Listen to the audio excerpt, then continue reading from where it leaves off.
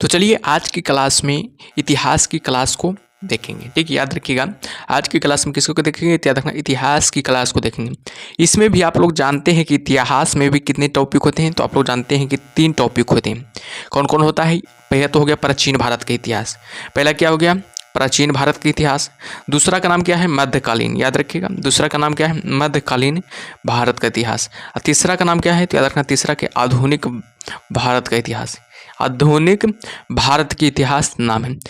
तो आज की क्लास में क्या करेंगे, पहले प्राचीन भारत के इतिहास को देखेंगे। ठीक है, आज की क्लास में किसको देखेंगे? तो याद रखना प्राचीन भारत के इतिहास को देखेंगे, फिर मध्यकालीन देखेंगे, फिर आधुनिक देखेंगे।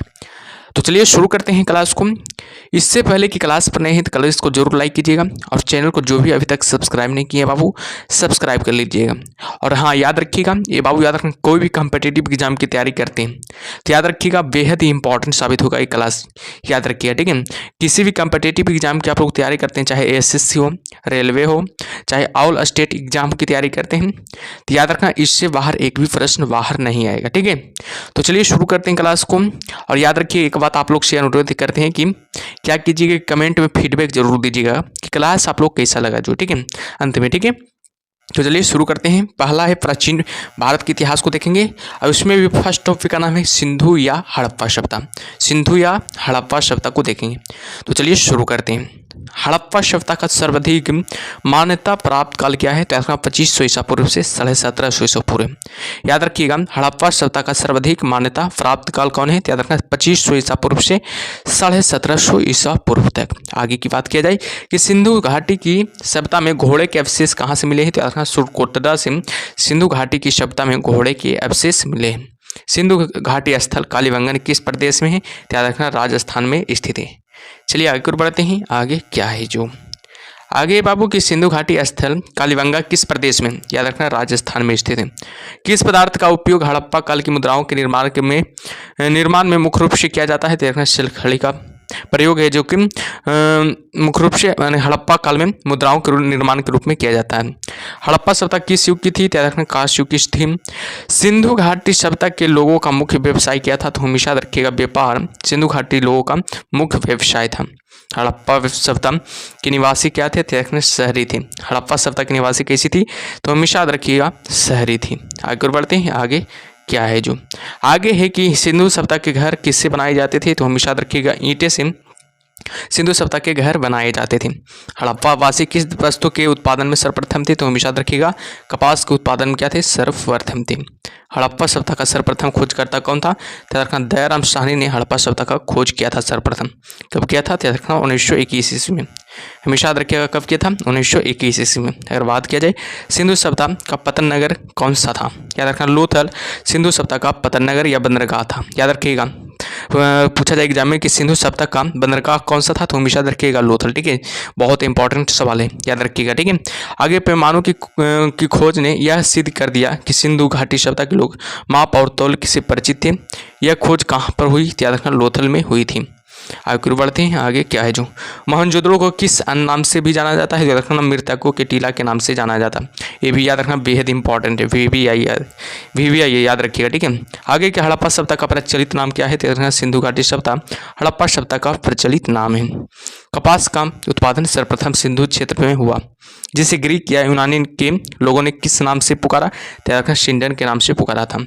सिंधु घाटी सभ्यता जानी जाती है, याद रखना अपने नगर नियोजन के लिए जाने जाते हैं। आगे बढ़ते हैं। आगे क्या है जो आगे कि भारत में खोजा गया सबसे पहला या पुराना शहर कौन था? तो रखना हड़प्पा सबसे पहला और सबसे पुराना शहर था। भारत में चांदी की उपलब्धता के प्राचीनतम साक्ष्य मिलते हैं। हड़प्पा संस्कृति से भारत में चांदी की उपलब्धता के प्राचीनतम साक्ष्य मिलते हैं। हड़प्पा में एक उन्नत जल प्रबंधन प्रणाली का पता चलता है जो कहाँ स्थित है? धौलावीरा में स्थित है। याद रखिएगा कहाँ स्थित है? धौलावीरा में स्थित है। और बात किया जाए हड़प्पा सभ्यता की खोज किस वर्ष हुई थी? याद रखना 1921 में हड़प्पा सभ्यता का खोज हुई थी। और बात किया जाए हड़प्पा सभ्यता की खोज किसने किया था? याद रखना दयाराम साहनी ने। याद रखिएगा, दयाराम साहनी ने हड़प्पा शब्द का क्या किया था, खोज किया था। ठीक है, चलिए आगे की ओर बढ़ते हैं। आगे क्या है जो आगे है कि हड़प्पा के मिट्टी के बर्तनों पर सामान्यतः किस रंग का उपयोग हुआ था, तो याद रखना लाल रंग का उपयोग हुआ था। बेहद इंपॉर्टेंट है, याद रखिएगा, ये भी एग्जाम में बहुत बार सवाल आता है। ठीक है, सिंधु घाटी सभ्यता की विकसित अवस्था में किस स्थल से घर उसमें कुओं के अवशेष मिले हैं, तो याद रखना मोहनजोदड़ो से। याद रखिएगा, कहाँ से, मोहनजोदड़ो से मिले हैं। सिंधु घाटी सभ्यता की खोज निकालने में जिन दो भारतीयों का नाम जुड़ा है वे कौन है, तो याद रखना दयाराम साहनी और राखाल दास बनर्जी। दयाराम साहनी ने किसका खोज किया था, तो याद रखना हड़प्पा का खोज किया था। हड़प्पा का खोज किया था, याद रखिएगा, कब किया था, तो याद रखना 1921 ईस्वी में किया था। और राखाल दास बनर्जी किसका खोज किया था, तो याद रखना मोहनजोदड़ो का। हमेशा याद रखिएगा, मोहनजोदड़ो का खोज किया था।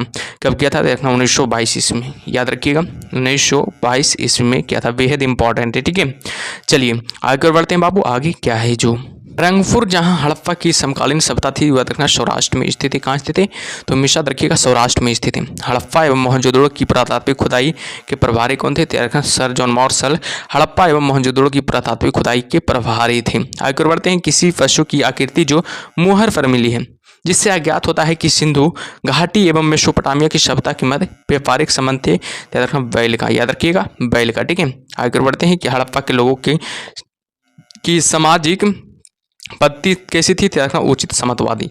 याद रखिए, कैसी थी, त्याग रखना उचित सामंतवादी थी। आगे बढ़ते हैं। हड़प्पा के सभ्यता के अंतर्गत हल से जोते गए खेत का साच कहाँ से मिला है, त्याग रखना कालीबंगा से मिला है। कालीबंगा कहाँ स्थित है, तो हमेशा याद रखिएगा राजस्थान में स्थित है। हमेशा याद रखिएगा, कालीबंगा कहाँ स्थित है, तो याद रखिएगा राजस्थान में स्थित है। आगे बढ़ते हैं। सिंध सभ्यता की ईंटों का अलंकरण किस स्थान से मिला है, त्याग रखना कालीबंगा से मिला है। मोहनजोदड़ो कहाँ स्थित है, त्याग रखना सिंध में स्थित है। याद रखना पाकिस्तान के सिंध में स्थित है। ठीक है, आगे बढ़ते हैं। सिंधु सभ्यता में बृहद स्नानागार पाया जाता है, त्याग मोहनजोदड़ो में पाया जाता है। हड़प्पा कालीन स्थलों में अभी तक किस धातु की प्राप्ति नहीं हुई है, त्याग लोहा की प्राप्ति नहीं हुई है। किस वस्तु के अवशेष सिंधु घाटी सभ्यता से प्राप्त नहीं हुए, त्याग गाय का अवशेष है जो सिंधु घाटी सभ्यता से प्राप्त नहीं हुए। स्वातोत्तर भारत में सबसे अधिक संख्या में हड़प्पा युगीन स्थलों की खोज किस प्रांत में हुई थी, तो गुजरात प्रांत में हुई थी। किस हड़प्पाकालीन स्थल से नृत्य मुद्रा वाली कांस्य मूर्ति प्राप्त हुई, तो मोहनजोदड़ो से नृत्य करती हुई मुद्रा वाली कांस्य मूर्ति क्या हुई थी, प्राप्त हुई थी।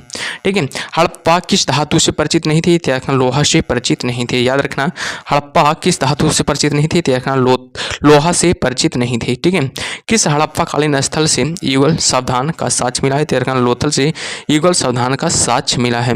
मानव समाज विलक्षण है क्योंकि वह मुख्यतः आश्रित होता है, तो संस्कृति पर आश्रित होता है। सिंधु सभ्यता संबंधित है, तो आधे ऐतिहासिक युग से संबंधित है। किस युग से, तो आधे ऐतिहासिक युग से संबंधित है। ठीक है, एक और बढ़ते हैं। आगे क्या है जो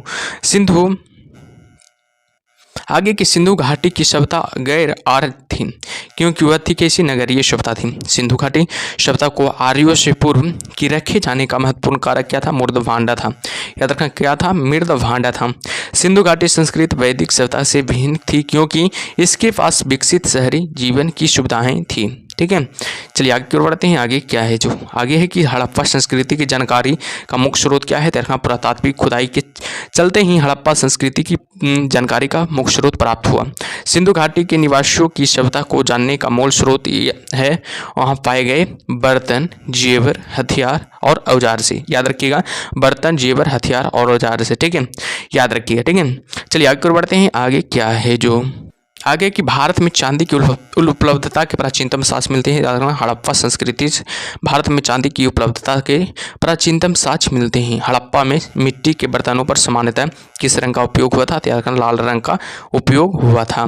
मूर्ति पूजा का क्रम कब से माना जाता है, तो पूर्व आर्य से माना जाता है।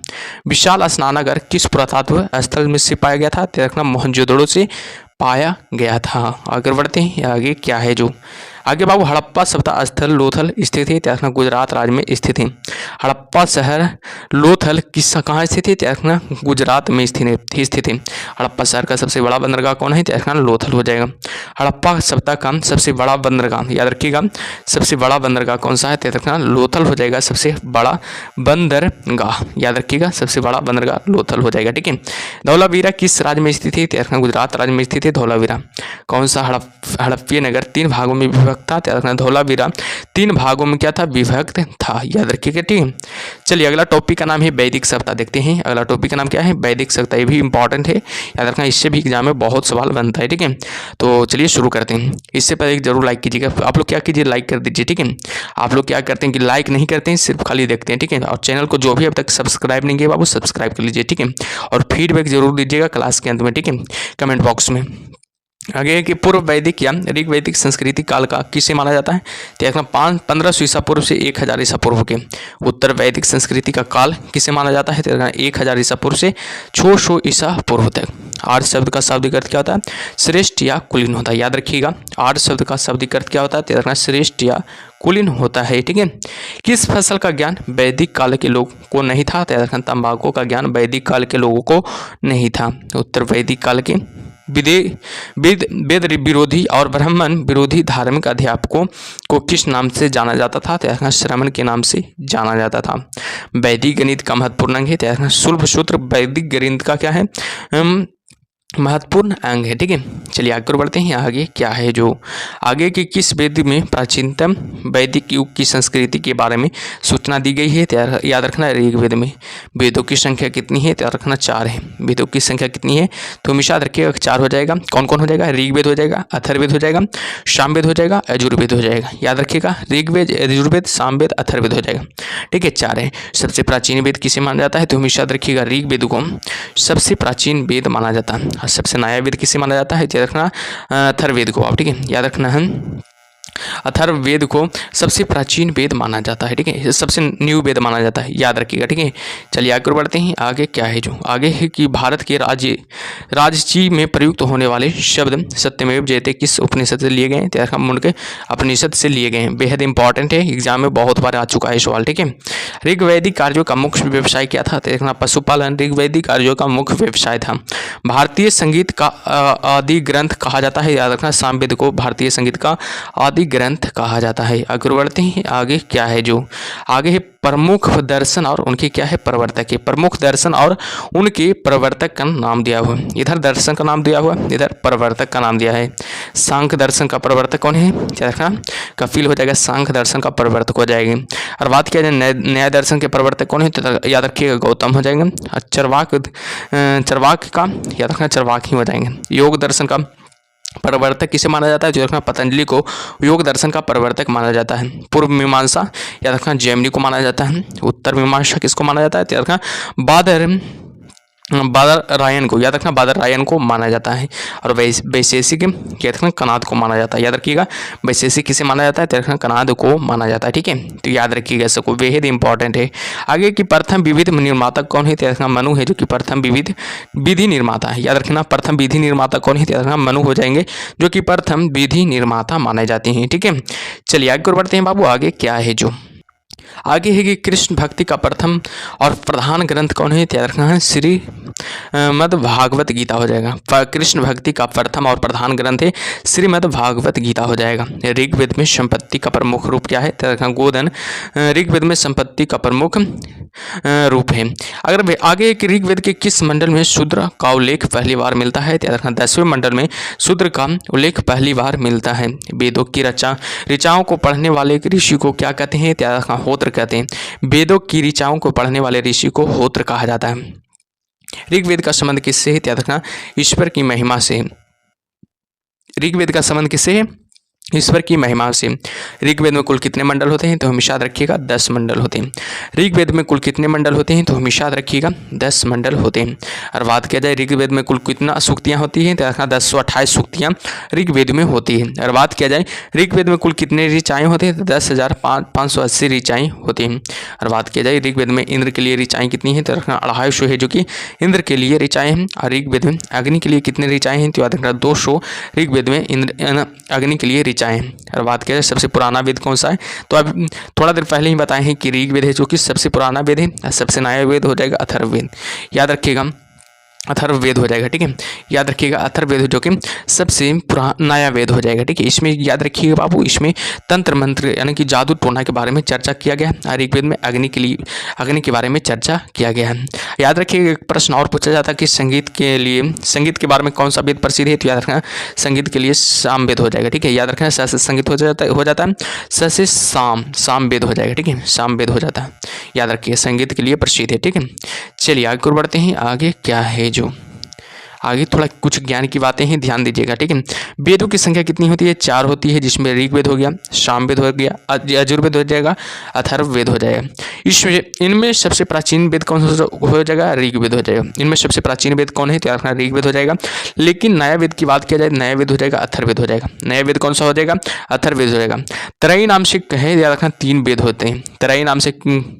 त्रयी नाम है तीनों वेदों का, याद रखना तीनों वेद का नाम त्रयी नाम है। कौन कौन वेद का नाम है त्रयी नाम, पहला ऋग्वेद का नाम है, दूसरा यजुर्वेद का नाम है, तीसरा सामवेद को वेद त्रयी या त्रयी न कहा जाता है। याद रखिएगा वेद त्रयी या त्रयी किसे कहा जाता है, तो याद रखना ऋग्वेद, यजुर्वेद और सामवेद को वेद त्रयी या त्रयी कहा जाता है। आगे बढ़ते हैं। आगे क्या है, जो आगे है किस वैदिक ग्रंथ में वर्ण शब्द का सर्वप्रथम नामोल्लेख मिलता है, तो याद रखना ऋग्वेद में। याद रखना ऋग्वेद में मिलता है। भारत का सबसे प्राचीन धर्म ग्रंथ कौन सा है, तो याद रखना वेद है, जो कि भारत का सबसे प्राचीन धर्म ग्रंथ है। अथर्ववेद का अर्थ क्या है, तो याद रखना पवित्र जादू। याद रखना अथर्ववेद का अर्थ क्या होता है, तो याद रखना पवित्र जादू होता है। पूर्व मीमांसा दर्शन के प्रतिपादक कौन है, तो याद रखना जैमिनी है, जो कि पूर्व मीमांसा दर्शन के प्रतिपादक है। और बात किया जाए सबसे प्राचीन पुराण कौन सा है, तो याद रखना मत्स्य पुराण है, जो कि सबसे प्राचीन पुराण माना जाता है। बेहद इंपॉर्टेंट है, ये भी एग्जाम में बहुत बार आ चुका है, ध्यान दीजिएगा इस प्रश्न पर। ठीक है, चलिए आगे बढ़ते हैं। आगे क्या है, जो आगे बाबू की ब्राह्मण ग्रंथों में सबसे प्राचीन ग्रंथ कौन सा था, याद रखना शतपथ ब्राह्मण है, जो कि सबसे प्राचीन ग्रंथ था। अगर बात किया जाए वर्ण व्यवस्था से संबंधित पुरुष सूक्त मूलतः पाया जाता है, तो याद रखना ऋग्वेद में पाया जाता है। गोपद ब्राह्मण संबंधित है, तो याद रखना अथर्ववेद से गोपद ब्राह्मण क्या है, संबंधित है। उपनिषदों का मुख्य विषय है, तो याद रखना दर्शन है, जो कि उपनिषदों का मुख्य विषय है। ठीक है, आगे बढ़ते हैं। नचिकेता आख्यान का उल्लेख मिलता है, तो याद रखना कठोर उपनिषद में नचिकेता और आख्यान का उल्लेख मिलता है। अगर बढ़ते हैं। पुराणों की संख्या कितना है, आप लोग बताइएगा। पुराणों की संख्या कितना है, तो आप लोग जानते हैं कि पुराणों की संख्या 18 है बाबू। आप लोग जानते हैं कि पुराणों की संख्या कितना है, तो याद रखना 18 है। ठीक है, 18 है, याद रखिएगा। ठीक है, अगर बात और वेदों की संख्या कितना है, तो अभी बताएं आप लोग को 4 है। ठीक है, वेदों की संख्या 4 है, या पुराणों की संख्या 18 हो जाएगा। ठीक है, तो याद रखिएगा। ठीक है, आगे है कि वैदिक धर्म का मुख्य लक्षण किसकी उपासना से था, तो प्रकृति की उपासना से था। किस देवता के लिए, ऋग्वेद में पुरंदर शब्द का प्रयोग हुआ, तो याद रखना इंद्र देवता के लिए ऋग्वेद में पुरंदर शब्द का प्रयोग हुआ था। और बात किया जाए शुल्भ सूत्र किस विषय से संबंधित पुस्तक है, तो याद रखना ज्यामिति से संबंधित पुस्तक है। अस्तोमा सदगमय कहाँ से लिया गया है, तो ऋग्वेद से लिया गया है। अस्तोमा सदगमय कहाँ से लिया गया है, तो हमेशा रखिएगा ऋग्वेद से लिया गया है। और भारत में बाहर से आए और सर्वप्रथम बसे थे, याद रखना पंजाब में बसे थे। याद रखना कहाँ बसे थे, तो हमेशा रखिएगा पंजाब में बसे थे। ठीक है, आगे बढ़ते हैं बाबू। आगे क्या है, जो ऋग्वेद का कौन सा मंडल पूर्णतः सोम को समर्पित है, तो रखना 9वां मंडल है, जो कि पूर्णतः सोम को समर्पित है। प्रसिद्ध 10 राजाओं का युद्ध, 10 राज्य युद्ध किस नदी के तट पर लड़ा गया था, तो प्रभुषणी तट पर लड़ा गया था। हमेशा रखिएगा प्रभुषणी तट पर लड़ा गया था। धर्म शास्त्रों में राजस्व की दर क्या है, तो बनवाई 6 है। ठीक है, आगे बढ़ते हैं। आगे क्या है, जो आगे है कि 1800 ईसा पूर्व से 1600 ईसा पूर्व का काल किस युग से जुड़ा है, तो ब्राह्मण युग से जुड़ा है। हमेशा रखिएगा किस युग से जुड़ा है, तो हमेशा रखिएगा ब्राह्मण युग से जुड़ा है। आरंभिक वैदिक साहित्य में सर्वाधिक वर्णित नदी है, तो सिंधु नदी आरंभिक वैदिक साहित्य में सर्वाधिक वर्णित नदी मानी जाती है। बेहद ही इंपॉर्टेंट है, एग्जाम में बहुत बार सवाल बनता है। ठीक है, चलिए आगे बढ़ते हैं बाबू। आगे क्या है, जो आगे के उपनिषद काल के राजा अश्वपति कहाँ के शासक थे, तो हमेशा रखना कैकेयी के शासक थे। उपनिषद काल के राजा अश्वपति कहाँ के शासक थे, तो हमेशा रखना कैकेयी के शासक थे। अध्यात्म ज्ञान के विषय में नचिकेता और यम का संबंध किस उपनिषद में प्राप्त होता है, तो याद रखना कठोपनिषद में प्राप्त होता है। वैदिक नदी कुंभा का स्थान कहाँ निर्धारित होना चाहिए, तो रखना अफगानिस्तान में निर्धारित होना चाहिए। कपिल मुनि द्वारा प्रतिपादित दार्शनिक प्रणाली है, तो रखना सांख्य दर्शन प्रणाली है, याद रखिएगा। ठीक है, चलिए आगे और बढ़ते हैं। आगे क्या है जो आगे देखिएगा, भारत के किस स्थल की खुदाई से लौह धातु के प्रचलन के प्राचीनतम प्रमाण मिले हैं? अंतरंजी खेड़ा, याद रखना अतरंजी खेड़ा हो जाएगा। ठीक है, हमेशा याद रखिएगा अतरंजी खेड़ा हो जाएगा। किस काल में अछूत की अवधारणा स्पष्ट रूप से उदय हुई है? देखना धर्मशास्त्र के काल में, याद रखना हमेशा धर्मशास्त्र के काल में। गायत्री मंत्र यानी कि देवी सावित्री को संबोधित किस पुस्तक में मिलता है? तो देखना ऋग्वेद में मिलता है। न्याय दर्शन को प्रचारित किया था? तो देखना गौतम ने किया था। न्याय दर्शन को प्रचारित किसने किया था? तो देखना गौतम ने किया था। प्राचीन भारत में निष्क से जाने जाते थे? तो देखना स्वर्ण आभूषण है जो निष्क से जाने जाते थे। प्राचीन भारत में निष्क से जाने जाते थे कौन? तो देखना स्वर्ण आभूषण है जो कि निष्क से जाने जाते थे। योग दर्शन के प्रतिपादक कौन है? तो पतंजलि योग दर्शन के प्रतिपादक माने जाते हैं। और बात किया जाए उपनिषद पुस्तकें हैं तो दर्शन पर है। उपनिषद पुस्तकें हैं तो दर्शन पर है। पूर्व वैदिक आर्यों का धर्म प्रमुखता था तो प्रकृति पूजा और यज्ञ, प्रकृति पूजा और यज्ञ हो जाएगा। चरक संहिता नामक पुस्तक किस विषय से संबंधित थी? तो चिकित्सा से संबंधित, याद रखिएगा। चरक संहिता नामक पुस्तक किस विषय से संबंधित थी? तो चिकित्सा से संबंधित है। यज्ञ संबंधी विधि विधानों का पता चलता है तो यजुर्वेद से यज्ञ संबंधी विधि विधानों का पता चलता है। बेहद इंपॉर्टेंट एग्जाम में बहुत बार सवाल आ चुका है, ध्यान दीजिएगा सब सवालों पर। ठीक है, आगे बाबू की वैदिक युगीन सभा क्या थी? तो मंत्री परिषद थी।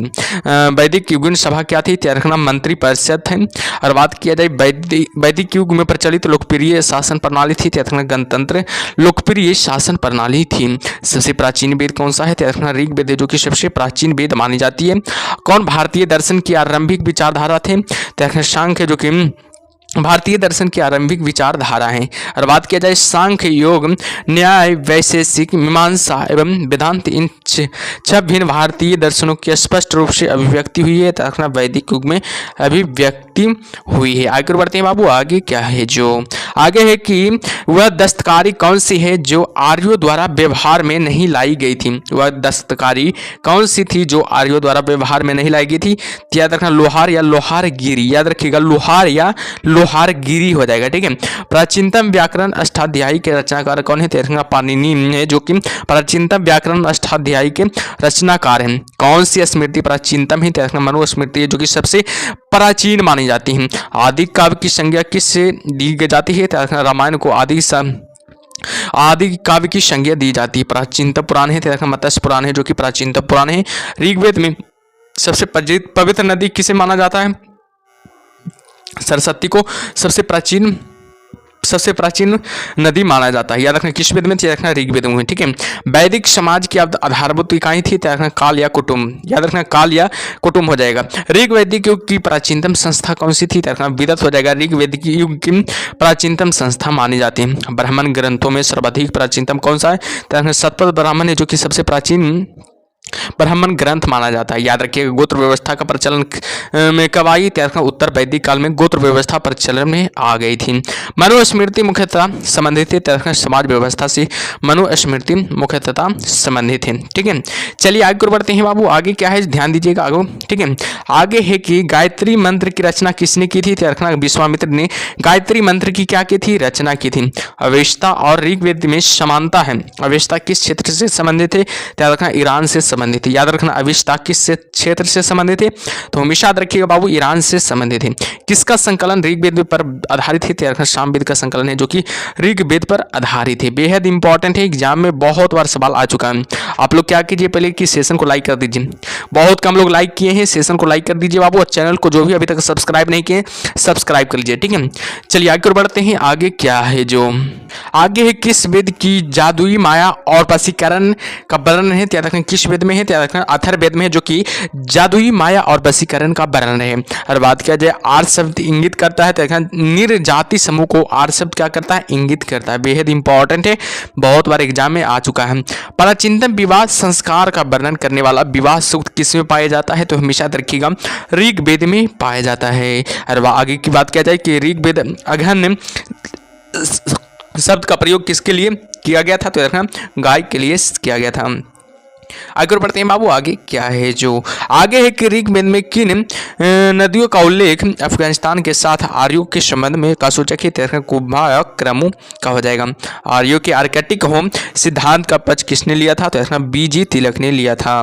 बीजी तिलक ने आर्यों के आर्कटिक होम सिद्धांत का पक्ष लिया था। और बात किया जाए अथर्ववेद का, अथर्व का अर्थ क्या होता है? तेरा पवित्र जादू होता है। कौन सा वेद अंशतः गद्य रूप में भी रचित है? तेरा यजुर्वेद जो कि अंशतः गद्य रूप में रचित है। ठीक है, आगे बढ़ते हैं। आगे क्या है जो आगे है बाबू की उत्तर वैदिक काल में किस देवता का सर्वोच्च स्थान प्राप्त है? तेरा प्रजापति का सर्वोच्च स्थान प्राप्त है। संस्कारों की कुल संख्या कितनी होती है? तो हमेशा याद रखिएगा संस्कार कितने होते हैं? तो हमेशा याद रखिएगा 16 संस्कार होते हैं। बेहद इंपॉर्टेंट है, 16 संस्कार होते हैं। कर्म का सिद्धांत संबंधित थे, तर्क मीमांसा से संबंधित है। कर्म का सिद्धांत किससे संबंधित है? तो हमेशा याद रखिएगा मीमांसा से संबंधित है। आगे बढ़ते हैं बाबू। अगला टॉपिक का नाम है बौद्ध व धर्म व जैन धर्म। बौद्ध धर्म व जैन धर्म है अगला टॉपिक का नाम। ये भी बहुत इंपॉर्टेंट है, इससे भी एग्जाम में बहुत सवाल बनता है बाबू, ध्यान दीजिएगा। ठीक है, तो ये सब सवालों टॉपिकों को, ठीक है। गौतम बुद्ध का जन्म कब हुआ था? तो हमेशा रखिएगा 563 ईसा पूर्व में गौतम बुद्ध का जन्म हुआ था। गौतम बुद्ध का जन्म स्थल था लुम्बिनी, गौतम बुद्ध का जन्म स्थल था। अगर बात किया जाए वह अध्यात्म बौद्ध साहित्य जो बुद्ध के विभिन्न जन्मों की कथाओं के विषय में है, क्या है? जातक हो जाएगा। त्रिपिटक धर्म ग्रंथ है, तो बौद्धों का हो जाएगा। त्रिपिटक धर्म ग्रंथ है किसके लिए? तो बौद्धों का हो जाएगा। त्रिपिटक बौद्ध ग्रंथ बौद्धों का हो जाएगा। आगे बढ़ते हैं बापू। आगे क्या है जो बुद्ध ने किस स्थान पर महापरिनिर्वाण प्राप्त की थी? यानी किया था कुशीनगर में बुद्ध ने महापरिनिर्वाण प्राप्त किया था। महापरिनिर्वाण का मतलब होता है मृत्यु, याद रखिएगा। महापरिनिर्वाण का मतलब क्या होता है? मृत्यु होता है। भारत में सबसे प्राचीन बिहार है नालंदा है, जो कि सबसे प्राचीन बिहार है। जो कहाँ पड़ता है? बिहार राज्य में पड़ता है। याद रखना कहाँ पड़ता है? आप लोगों को नाम से ही पता चल रहा है, बिहार राज्य में पड़ता है। बुद्ध की मृत्यु के बाद प्रथम बौद्ध संगीति की अध्यक्षता किसने की थी? महाकश्यप ने की थी। याद रखना महाकश्यप ने की थी। नागार्जुन कौन थे? याद रखना बौद्ध दार्शनिक थे। नागार्जुन कौन थे? तो हमेशा याद रखिएगा बौद्ध दार्शनिक थे। बेहद इंपॉर्टेंट है, एग्जाम में बहुत सवाल बनता है इससे बाबू। ठीक है, आगे कर बढ़ते हैं। आगे क्या है जो किस नगर में प्रथम बौद्ध संगीति या सभा आयोजित की गई थी? राजगिरी में प्रथम बौद्ध संगीति या सभा आयोजित की गई थी। अष्टांगिक मार्ग की संकल्पना अंगित धर्म चक्र प्रवर्तन सूक्त के विषय वस्तु का। आगे मिलिंद पन्हु राजा मिलिंद और किस भी बौद्ध भिक्षु के मध्य संवाद के रूप में है? नागसेन के बीच संवाद के रूप में है। महायान बौद्ध धर्म बुद्धिस्ट अवलोकितेश्वर को और किस अन्य नाम से जाना जाता है? पदपानी के नाम से जाना जाता है। आगे बढ़ते हैं। आगे क्या है जो बौद्ध धर्म तथा जैन धर्म दोनों की ही विश्वास करते हैं? कर्म तथा पुनर्जन्म के सिद्धांत सही है। याद रखना बौद्ध धर्म तथा जैन धर्म दोनों ही विश्वास करते हैं कि कर्म तथा पुनर्जन्म के सिद्धांत सही है। और बात किया जाए कनिष्क के शासनकाल में चतुर्थ बौद्ध संगीति सभा किस नगर में आयोजित की गई थी? कुंडलमणि के जो कि कहाँ पड़ता है? कश्मीर में पड़ता है। तृतीय बौद्ध संगीति कहाँ आयोजित हुई थी? पाटलिपुत्रा में तृतीय बौद्ध संगीति आयोजित हुई थी। बेहद इंपॉर्टेंट है और एग्जाम में ये पूछा जा चुका है सवाल, बाबू ध्यान दीजिएगा। ठीक है, चलिए आगे बढ़ते हैं। आगे क्या है जो आगे है बुद्ध के जीवन से जुड़े प्रतीक। याद रखना बुद्ध के जीवन से क्या है जुड़े प्रतीक है? हाथी। याद रखना हाथी बाबू बुद्ध के गर्भ में आने का प्रतीक है। याद रखना हाथी है जो बुद्ध के आने के गर्भ में आने का प्रतीक है। कमल है जो कि जन्म का प्रतीक है। याद रखना कमल है जो कि जन्म का प्रतीक है। सांड है जो बाबू याद रखना औवन का प्रतीक है। घोड़ा है जो बाबू ग्रह त्याग का प्रतीक है। और पीपल है जो ज्ञान का प्रतीक है। याद रखना पीपल है जो का क्या है? ज्ञान का प्रतीक है। और शेर का है शेर है समृद्धि का प्रतीक है। पद चिन्ह हो जाएगा निर्वाण का प्रतीक हो जाएगा। स्तूप मृत्यु का प्रतीक हो जाएगा। स्तूप किसका प्रतीक है? तो हमेशा याद रखिएगा मृत्यु का प्रतीक हो जाएगा। ठीक है, चलिए आगे बढ़ते हैं। गौतम बुद्ध का गुरु कौन था? बेहद इंपॉर्टेंट है, याद रखना अलार कलाम हो जाएगा। गौतम बुद्ध का गुरु कौन था? याद रखना अलार कलाम हो जाएगा जो कि गौतम बुद्ध का गुरु था। और बात किया जाए बुद्ध में वैराग्य भावना किन 4 दृश्यों के कारण बलवित हुई है? तो देखना बूढ़ा, रोगी, लाश और सन्यासी के बीच। बूढ़ा, रोगी, लाश और सन्यासी के बीच। बुद्ध ने सर्वाधिक उपदेश कहाँ दिए थे? तो देखना श्रावस्ती में दिए थे। बुद्ध ने सबसे ज्यादा उपदेश कहाँ दिए थे? तो देखना श्रावस्ती में दिए थे। बौद्ध शिक्षा का केंद्र था, देखना विक्रमशिला। बौद्ध शिक्षा का केंद्र था, तो देखना विक्रमशिला, जो कि बौद्ध शिक्षा का केंद्र था। भारत में सबसे बड़ा बौद्ध स्तूप कहाँ स्थित है? तो देखना सांची में स्थित है। भारत में सबसे बड़ा बौद्ध स्तूप कहाँ स्थित है? तो हमेशा याद रखिएगा सांची में स्थित है। ठीक है, चलिए आगे बढ़ते हैं। आगे क्या है? जो आगे है बाबू कि किस शासक ने बौद्ध के लिए विख्यात विक्रमशिला विश्वविद्यालय की स्थापना की थी? तो धर्मपाल ने की थी। और बात करें किसके द्वारा तृतीय बौद्ध संगीति को संरक्षण प्रदान किया गया था? तो अशोक के द्वारा तृतीय बौद्ध संगीति के संरक्षण का प्रदान किया गया था।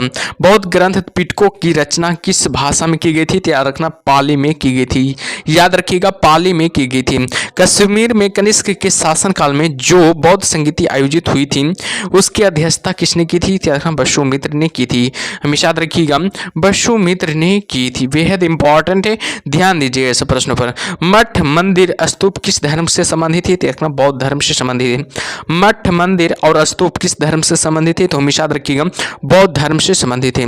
बौद्ध धर्म एवं जैन धर्म दोनों के उपदेश किसके शासन काल में दिए गए थे? तो देखना बिंबिसार के शासन काल में दिए गए थे। गौतम बुद्ध ने अपना प्रथम उपदेश कहाँ दिया था? तो देखना सारनाथ में दिया था। गौतम बुद्ध ने अपना प्रथम उपदेश कहाँ दिया था? तो देखना सारनाथ में दिया था। बौद्ध धर्म ग्रहण करने वाली पहली महिला कौन थी?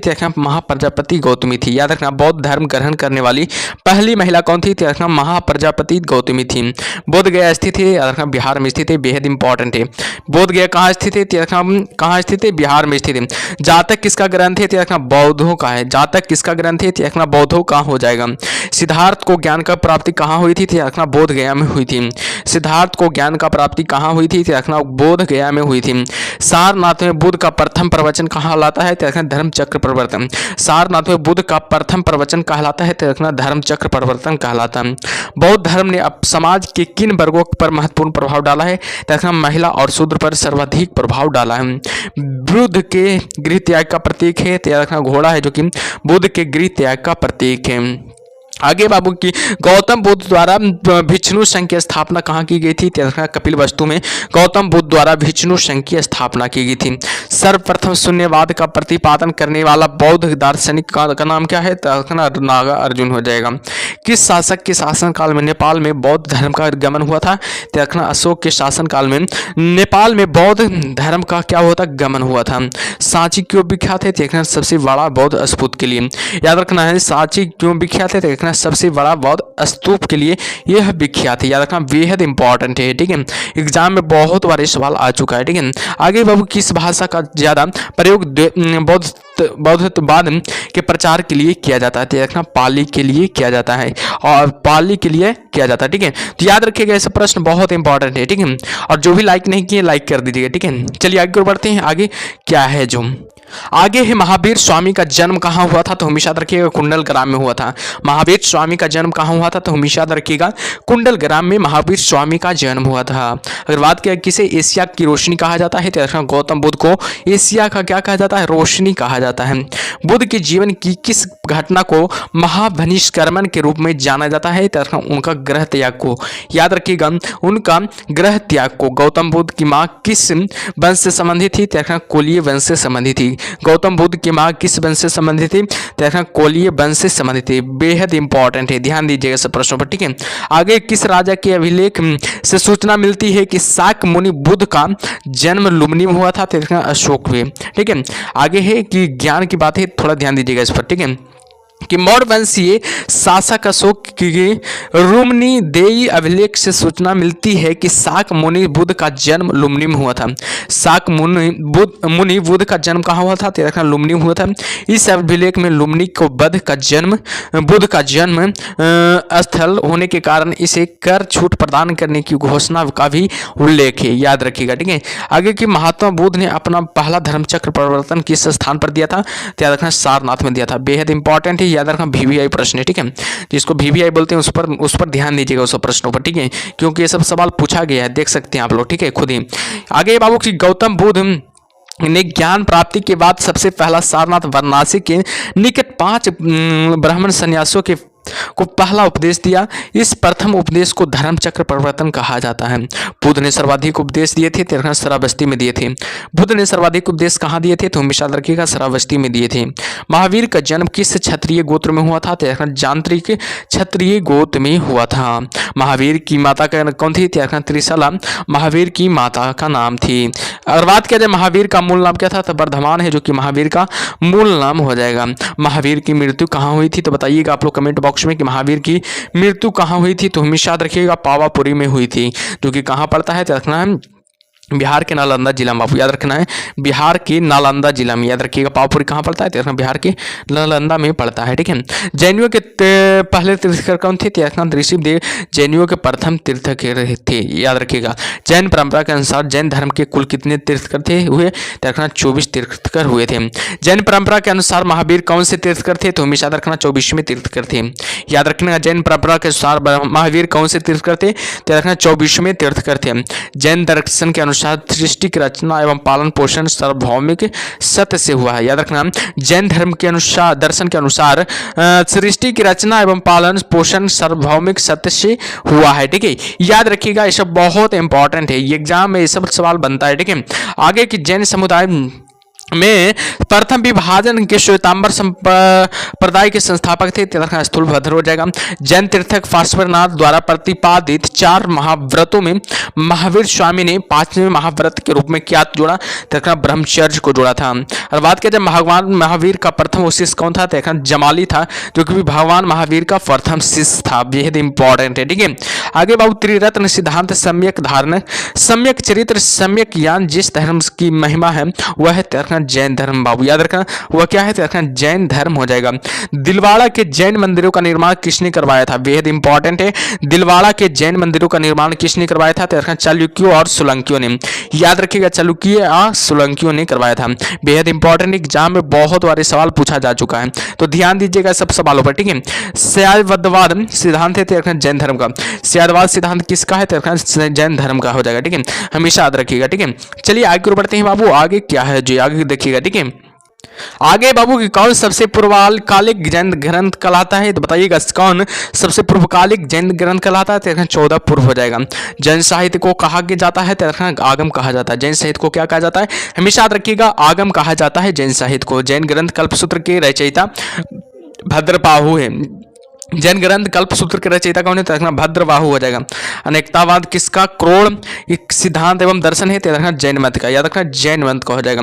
महाधार्मिक घटना महामस्तक का अभिषेक किससे संबंधित है, तो और किसके लिए की जाती है, तो रखना बाहुबली के लिए की जाती है, याद रखिएगा। ठीक है, चलिए आगे बढ़ते बाबू। आगे क्या है, जो प्रथम जैन महासभा का आयोजन कहाँ हुआ था, याद रखना पाटलिपुत्रा में हुआ था। द्वितीय जैन महासभा का आयोजन कहाँ हुआ था, देखना बलबीर में हुआ था। जैन साहित्य का संकलन किस भाषा व लिपि में है, तो रखना प्राकृति व अर्ध मागधी में है, याद रखना प्राकृति व अर्ध मागधी में हो जाएगा। कौन बुद्ध के जीवन काल में ही संघ प्रमुख होना चाहता था, तो रखना देवदत्त, याद रखना देवदत्त है जो बुद्ध के जीवन काल में ही संघ प्रमुख होना चाहता था। हेलियोडोरस का बेस नगर के अभिलेख संदर्भित है, केवल वासुदेव से, याद रखना केवल वासुदेव से संदर्भित है। आगे बढ़ते हैं। आगे क्या है, जो आगे बाबू की आजीविक संप्रदाय के संस्थापक कौन थे, मखली गोसाल है, जो कि आजीविक संप्रदाय के संस्थापक थे। और बात करें भागवत संप्रदाय के विकास में किसको योगदान अत्यधिक था, हिंद यूनानी का योगदान सबसे अधिक था। वासुदेव कृष्ण की पूजा सर्वप्रथम किसने प्रारंभ की, तो सातवतों ने की थी, याद रखना सातवतों ने की थी। प्राचीनतम विश्वविद्यालय कौन सा था, तो नालंदा है, जो कि प्राचीनतम विश्वविद्यालय था। ठीक है, अगला टॉपिक का नाम है महाजनपद काल, बेहद इंपॉर्टेंट है। अगला टॉपिक का क्या नाम है, महाजनपद काल, याद रखना 1 से लेकर 3 टॉपिक तक कवर कर लिया गया, 1 से लेकर 3 टॉपिक तक कवर कर लिया गया। ठीक है, चौथा टॉपिक का नाम है महाजनपद काल, तो ध्यान दीजिएगा। पाली ग्रंथों में गांव की मुखिया को क्या कहा गया है, तो भोजक या ग्राम भोजक कहा गया है। उज्जैन का प्राचीन नाम था, तो अवंतिका, याद रखना उज्जैन का प्राचीनतम नाम क्या था, तो हमेशा याद रखिएगा अवंतिका उज्जैन का प्राचीनतम नाम था। अगर बात किया जाए नंद वंश का संस्थापक कौन था, तो रखना महापद्यनंद, याद रखना महापद्यनंद है, जो कि नंद वंश का संस्थापक माने जाते हैं, याद रखिएगा। ठीक है, आगे बढ़ते हैं बाबू। आगे क्या है, जो आगे है कि प्राचीन भारत में पहला विदेशी आक्रमण किनके द्वारा किया गया था, याद रखना ईरानियों के द्वारा किया गया था। सिकंदर ने भारत पर कब आक्रमण किया था? तो देखना 326 ईसा पूर्व में सिकंदर ने भारत पर आक्रमण किया था। हर्यक वंश के किस शासक ने कुनिक कहा जाता था? देखना अजातशत्रु को। हर्यक वंश के किस शासक को कुनिक कहा जाता था? तो देखना अजातशत्रु को कुनिक कहा जाता था, याद रखिएगा, ठीक है। किस शासक ने गंगा में एवं सो नदियों के संगम पर पाटलिपुत्र नामक नगर की स्थापना की थी? याद रखना उदयनी ने की थी, ठीक है, उदयनी ने की थी। बेहद इंपॉर्टेंट है, ठीक है, ध्यान दीजिएगा सब सवालों पर। 323 ईसा पूर्व में सिकंदर महान की मृत्यु हुई थी बेबीलोन में। बेबीलोन में 323 ईस्वी में सिकंदर महान की मृत्यु हो गई थी। सिकंदर महान एवं पोरस पुरु की सेनाओं ने किस नदी के आमने सामने वाले तटों पर पड़ाव डाला हुआ था? देखना झेलम की, याद रखना झेलम को हो जाएगा। किस प्रकार का मृद भांडा भारत में द्वितीय नगरीकरण या शहरीकरण को प्रारंभ का प्रतीक माना गया है? देखना उत्तरी काले पालिशकृति बर्तन को, याद रखना उत्तरी काले पालिशकृति बर्तन को, ठीक है। आगे बाबू मगध की प्रथम राजधानी कौन सी थी? बेहद इंपॉर्टेंट है, याद रखना गिरिव्रज या राजगिरी हो जाएगा। मगध की प्राचीनतम राजधानी कौन सी थी? तो गिरिव्रज या राजगिरी हो जाएगा, हमेशा याद रखिएगा, बेहद इंपॉर्टेंट है, एग्जाम में बहुत बार ये भी सवाल आ चुका है, ध्यान दीजिएगा सब सवालों पर, ठीक है। चलिए आगे बढ़ते हैं बाबू, आगे क्या है जो आगे है, किस शासक द्वारा सर्वप्रथम पाटलिपुत्र का राजधानी के रूप में चयन किया था? उदयनी द्वारा, याद रखना उदयनी द्वारा, ठीक है। 16 महाजनपदों की सूची उपलब्ध है, याद रखना अंगुत्तर निकाय में। 16 महाजनपदों की सूची उपलब्ध है, याद रखना अंगुत्तर निकाय में 16 महाजनपदों की सूची उपलब्ध है। आगे बढ़ते हैं, आगे है कि मगध का कौन सा राजा सिकंदर महान का समकालीन था? घनंदे, जो कि सिकंदर महान का समकालीन था। प्रथम मगध साम्राज्य का उत्कर्ष किस नदी में हुआ था? तो 6ठी सदी ईसा पूर्व में हुआ था। और बात किया जाए कि सिकंदर के आक्रमण के समय उत्तर भारत पर किस राजवंश का शासन था? तो नंद राजवंश का शासक था। ईसा पूर्व 6ठी सदी में प्रारंभ में भारत का सर्वाधिक शक्तिशाली नगर राज्य था तो मगध शक्तिशाली मगध राज था, याद रखिएगा। नंद वंश का अंतिम सम्राट कौन था? तो घनानंद है, जो कि नंद वंश का अंतिम सम्राट था। भारत में सिक्कों का या मुद्रों का प्रचलन कब हुआ था? 1600 ईसा पूर्व में भारत में सिक्कों या मुद्रा का प्रचलन हुआ था। आगे बढ़ते हैं बाबू, आगे क्या है जो आगे देखिए ध्यान से, ठीक है। आगे है कि अखिलीय साक्ष्य से प्रकट होता है कि नंद राजा के आदेश से एक नहर खोदी गई थी जिसका नाम है कलिंग में, याद रखना कहाँ स्थित है? कलिंग में। पहली ईरानी शासक जिसने भारत के कुछ भाग को अपने अधीन किया था उसका नाम क्या है? डेरियस है, याद रखना डेरियस हो जाएगा। मगध के किस प्रारंभिक शासक ने राज्यारोहण के लिए अपने पिता की हत्या की एवं इसी कारणवश अपने पुत्र द्वारा मारा गया? याद रखना अजातशत्रु ने, हमेशा याद रखिएगा अजातशत्रु ने, याद रखना बेहद इंपॉर्टेंट है, ठीक है। आगे बाबू किस शासक ने अवंती को जीतकर मगध का हिस्सा बना दिया? याद रखना शिशुनाग ने, याद रखना शिशुनाग ने अवंती को जीतकर मगध का क्या बना लिया था? हिस्सा बना दिया गया था। और बात है कौन सा बौद्ध ग्रंथ 16 महाजनपदों का उल्लेख करता है? तो रखना अंगुत्तर निकाय है, जो कि 16 महाजनपदों का क्या करता है? उल्लेख करता है। आगे बढ़ते हैं कि विश्व का पहला गणतंत्र वैशाली किसके द्वारा स्थापित किया गया था? तो रखना लिच्छवी द्वारा स्थापित किया गया था। आगे बढ़ते हैं, प्राचीन श्रावस्ती नगर विन्यास किस आकृति का है? तो रखना अर्ध चंद्रकार है। प्राचीन श्रावस्ती का नगर विन्यास किस आकृति का है? तो रखना अर्ध चंद्रकार हो जाएगा। मगध के सबसे प्राचीन वंश के संस्थापक कौन थे? तो रखना बृहद्रथ है, जो मगध के सबसे प्राचीन वंश के संस्थापक थे। कलिक ग्रंथों में गांव की मुखिया को क्या कहा जाता गया था? तो रखना भोजक कहा गया था। गृहपति का अर्थ क्या होता है? तो रखना धनी व्यक्ति। गृहपति का अर्थ क्या होता है? तो हमेशा याद रखिएगा धनी व्यक्ति गृहपति का अर्थ होता है, ठीक है। चलिए आगे बढ़ते हैं, आगे क्या है जो जैन संगीत, याद रखिएगा अगला आगे क्या है? जैन संगीतिया। इधर संगीति का नाम है, इधर समेत का नाम है, इधर स्थल का नाम है, इधर अध्यक्ष का नाम है, ठीक है। प्रथम जैन संगीति कब हुआ था? चंद्र किसके समय हुआ था? चंद्रगुप्त मौर्य के समय हुआ था। कहाँ हुआ था? पाटलिपुत्रा में हुआ था। किसके अध्यक्ष में हुआ था? स्थूलभद्र के अध्यक्ष में हुआ था। द्वितीय जैन संगीतिया कब हुआ था? 512 ईस्वी में, याद रखना 512 ईस्वी में जो द्वितीय जैन संगीतिया हुआ था। कहाँ हुआ था? बलवी में हुआ था। अध्यक्ष कौन था? देववर्धि क्षमा श्रमण था, याद रखना देववर्धि क्षमा श्रमण था, याद रखिएगा, ठीक है। आगे देखते हैं बौद्ध संगीतियां। और क्या है, बौद्ध संगीतिया को देखेंगे। ठीक है, संगीति का नाम दिया हुआ है, समय दिया हुआ है, शासक दिया हुआ है, स्थान दिया हुआ है, अध्यक्ष दिया हुआ है। प्रथम बौद्ध संगीति हुआ था 483 ईसा पूर्व में। शासक कौन था? अजातशत्रु था। स्थान कौन था? राजगिरी था। और अध्यक्ष महाकश्यप था। द्वितीय बौद्ध संगीति कब हुआ था? यह 383 ईसा पूर्व में हुआ था। द्वितीय बौद्ध संगीति कब हुआ था? यह 383 ईसा पूर्व में हुआ था। शासक कौन था? कालाशोक था। स्थान कौन था? वैशाली था। और यह अध्यक्ष कौन था? सर्वकामनी था। तृतीय बौद्ध संगीति कब हुआ था? बताइएगा। तृतीय बौद्ध संगीति कब हुआ था? 251 ईसा पूर्व में। और शासक कौन था? अशोक था। और बात किया जाए स्थान की बात तो याद रखना पाटलिपुत्र था। और अध्यक्ष कौन था? मेगालिपुत्र था। चतुर्थ बौद्ध संगीति प्रथम सदी में ईस्वी में हुआ था। कनिष्क शासक था। स्थान कुंडलवन में हुआ था। और अध्यक्ष कौन था? बशुमित्र था। ये सबको याद रखिएगा, बेहद इंपॉर्टेंट है, इससे भी सवाल बनता है। ठीक है, इसमें से प्रथम याद रखना, प्रथम बौद्ध संगीति जरूर याद रखिएगा। ठीक है, प्रथम बौद्ध संगीति किसके समय हुआ था? बताइएगा, किसके समय हुआ था? सूत्री शासक था। ठीक है, शासक था। अध्यक्ष की महाकश्यप था। कहाँ हुआ था? राजगिरी में हुआ था। कब हुआ था? 483 ईसा पूर्व में। ये पूछा जाता है एग्जाम में, बहुत बार पूछा भी जा चुका है। ठीक है, तो इसको ध्यान दे दीजिएगा, एकादू को ध्यान दीजिएगा। ठीक है, ठीक है, चलिए आगे बढ़ते हैं। आगे क्या है जो आगे देखिएगा, प्रमुख महाजनपद बाबू थोड़ा छोटा है, ध्यान दीजिएगा, तब पर भी देख लीजिए एकदम बेसी। ठीक है, इतना नहीं विस्तार में नहीं विशेषता क्षेत्र बताएंगे। ठीक है, लेकिन ये जान लीजिएगा, मगध की राजधानी कहाँ है? तो राजगिरी है, जो कि मगध की राजधानी है। और याद रखिएगा, और है अंक की राजधानी कहाँ है? तो चंपा या भागलपुर हो जाएगा। और काशी की राजधानी हो जाएगा वाराणसी या बनारस हो जाएगा, बजीज या वैशाली या मिथिला हो जाएगा। कौशल हो जाएगा श्रावस्ती में। और कोरू हो जाएगा इंद्रप्रस्थ में। और चेंदी हो जाएगा शक्तिमती में। याद रखना, चेंदी कहाँ हो जाएगा? शक्तिमती में हो जाएगा। मल हो जाएगा कुशीनगर में। याद रखना, मल हो जाएगा कुशीनगर या पावा में हो जाएगा। ठीक है, अस्मक हो जाएगा पौधन या पोतन में। और वत्स हो जाएगा कौशाम्बी में। याद रखना, कौशाम्बी में हो जाएगा। और पंचाल हो जाएगा अहिच छत्र यानी कि एवं कौम्पल्य में। याद रखना, अहि छत्र या कौम्पल्य में। बतास हो जाएगा विराटनगर, जो कि जयपुर में पड़ता है। अवंती हो जाएगा, जो कि उज्जैनी या महिष्मती। अवंती कहाँ पड़ता है? उज्जैनी या महिष्मती। आप लोग देखे होंगे फिल्म एक बनाए, किसका नाम? उसका नाम क्या है? बाहुबली नाम है। ठीक है, बाहुबली ही उसका नाम है। ठीक है, फिल्म भी बनाए इस पर। ठीक है, अवंती पर। आगे है कि गंधार कहाँ स्थित है? तक्षशिला एवं पुस्तक लावित में।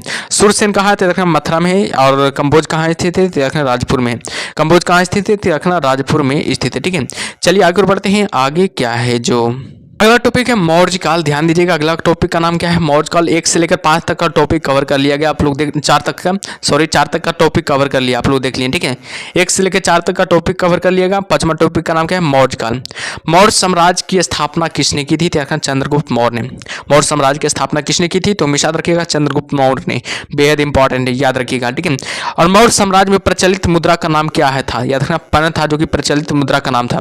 मौर्य साम्राज्य में प्रचलित मुद्रा का नाम क्या था? तो याद रखना, पन है, जो प्रचलित मुद्रा का नाम था। अशोक का उत्तराधिकारी कौन था? तो रखना, कुणाल है, जो कि अशोक का उत्तराधिकारी था। मुद्रा राक्षस का लेखक कौन था? तो रखना, विशाखादत्त है, जो कि मुद्रा राक्षस का लेखक हो जाएगा। वह व्यक्ति कौन है जिसका नाम देवान या प्यादसी भी था? तो रखना, मौर्य सम्राट अशोक हो जाएगा। याद रखिएगा, मौर्य सम्राट कौन हो जाएगा? अशोक हो जाएगा। कौटिल्य चाणक्य किसका प्रधानमंत्री था? तो रखना, चंद्रगुप्त मौर्य का प्रधानमंत्री था। कलिंग विजय के उपरांत अशोक महान ने किस धर्म को अंगीकार कर लिया था? तो देखना, बौद्ध धर्म का क्या किया था? अंगीकार कर लिया था। आगे बढ़ते हैं बाबू। चंद्रगुप्त मौर्य के शासन विस्तार में किसने मुख्य रूप से मदद की थी? चाणक्य ने मुख्य रूप से मदद की थी। सांची किस काल व मूर्ति कला का निरूपण करता है? बौद्ध का निरूपण करता है। सम्राट अशोक की वह पत्नी कौन थी जिसने उसको प्रभावित किया था? कारू बाकी हो जाएगा। कारू बाकी हो जाएगा। ठीक है, चलिए आगे बढ़ते हैं बाबू। आगे क्या है जो आगे बाबू की अशोक ने अपने सभी अभिलेखों में एक रूपता से किसी प्रकृति का प्रयोग किया? मागधी का हो जाएगा। बिंदुसार ने विद्रोहियों को कुचलने के लिए अशोक को कहाँ भेजा था? तक्षशिला में भेजा था। और बात किया जाए मेगास्थनीज ने भारतीय समाज को कितनी श्रेणियों में विभाजित किया गया है? तो 7 श्रेणियों में विभाजित किया था। और बात करें कौटिल्य के अर्थशास्त्र में किस पहलू पर प्रकाश डाला था? तो राजनीतिक नीतियों पर प्रकाश डाला था। ठीक है, चलिए आगे बढ़ते हैं बाबू। आगे क्या है जो बेहद इंपॉर्टेंट है? ठीक है, चलिए सभी लोग आगे की ओर। आगे की सांची का स्तूप किसने बनवाया था, देखना अशोक ने बनवाया था। सांची का जो स्तूप बना है वो किसने बनवाया था, तो हमेशा याद रखिएगा अशोक ने बनवाया था। ज्ञान की बात है कि सांची के स्तूप का निर्माण अशोक ने कराया था। सांची का स्तूप का निर्माण किसने करवाया था, अशोक ने कराया था। स्थापत्य कला के दृष्टिकोण से सांची के स्तूप को सर्वश्रेष्ठ माना गया। सांची मध्य प्रदेश के रायसेन जिले में स्थित है। सांची कहाँ स्थित है, याद रखना मध्य प्रदेश के रायसेन जिले में स्थित है। ठीक है, चलिए आगे और बढ़ते हैं बाबू। आगे क्या है कि जो देखिएगा आगे की ओर। ठीक है, पाटलिपुत्र को किस शासक ने सर्वप्रथम अपनी राजधानी बनाया था, देखना चंद्रगुप्त मौर्य ने। पाटलिपुत्र को किस शासक ने सर्वप्रथम अपनी राजधानी बनाया, देखना चंद्रगुप्त मौर्य ने। पाटलिपुत्र में स्थित चंद्रगुप्त का महल मुख्यतः बना था, देखना लकड़ी का बना था। पाटलिपुत्र में स्थित चंद्रगुप्त मौर्य का महल मुख्यतः बना था किसका, देखना लकड़ी का बना था। बराबर यानी कि गया जिला की गुफाओं का उपयोग किसने या आश्रय गृह के रूप में किया था, देखना अजीबकों ने। याद रखना अजीबकों ने किया था। किस अभिलेख से यह साबित होता है कि चंद्रगुप्त मौर्य का प्रभाव पश्चिम भारत तक फैला हुआ था, तो याद रखना रुद्रदमन का जूनागढ़ अभिलेख से। रुद्रदमन का जूनागढ़ अभिलेख से। ठीक है, चलिए आगे बढ़ते हैं बाबू। आगे क्या है जो आगे केवल वह स्तंभ जिसमें अशोक ने स्वयं को मगध का सम्राट बताया, तो उसका नाम क्या है, भद्रबाहु भाब्रू स्तंभ हो जाएगा। अर्थशास्त्र का लेखक या समकालीन था, चंद्रगुप्त था। नंद वंश के पश्चात मगध पर किस राजवंश ने शासन किया था, याद रखना मौर्य वंश ने शासन किया था। मौर्य काल में शिक्षा का सर्वाधिक प्रसिद्ध केंद्र था, तक्षशिला शिक्षा का क्या था, प्रमुख केंद्र था। मेगास्थनीज की पुस्तक का नाम क्या है, इंडिका है, जो कि मेगास्थनीज की पुस्तक का नाम है।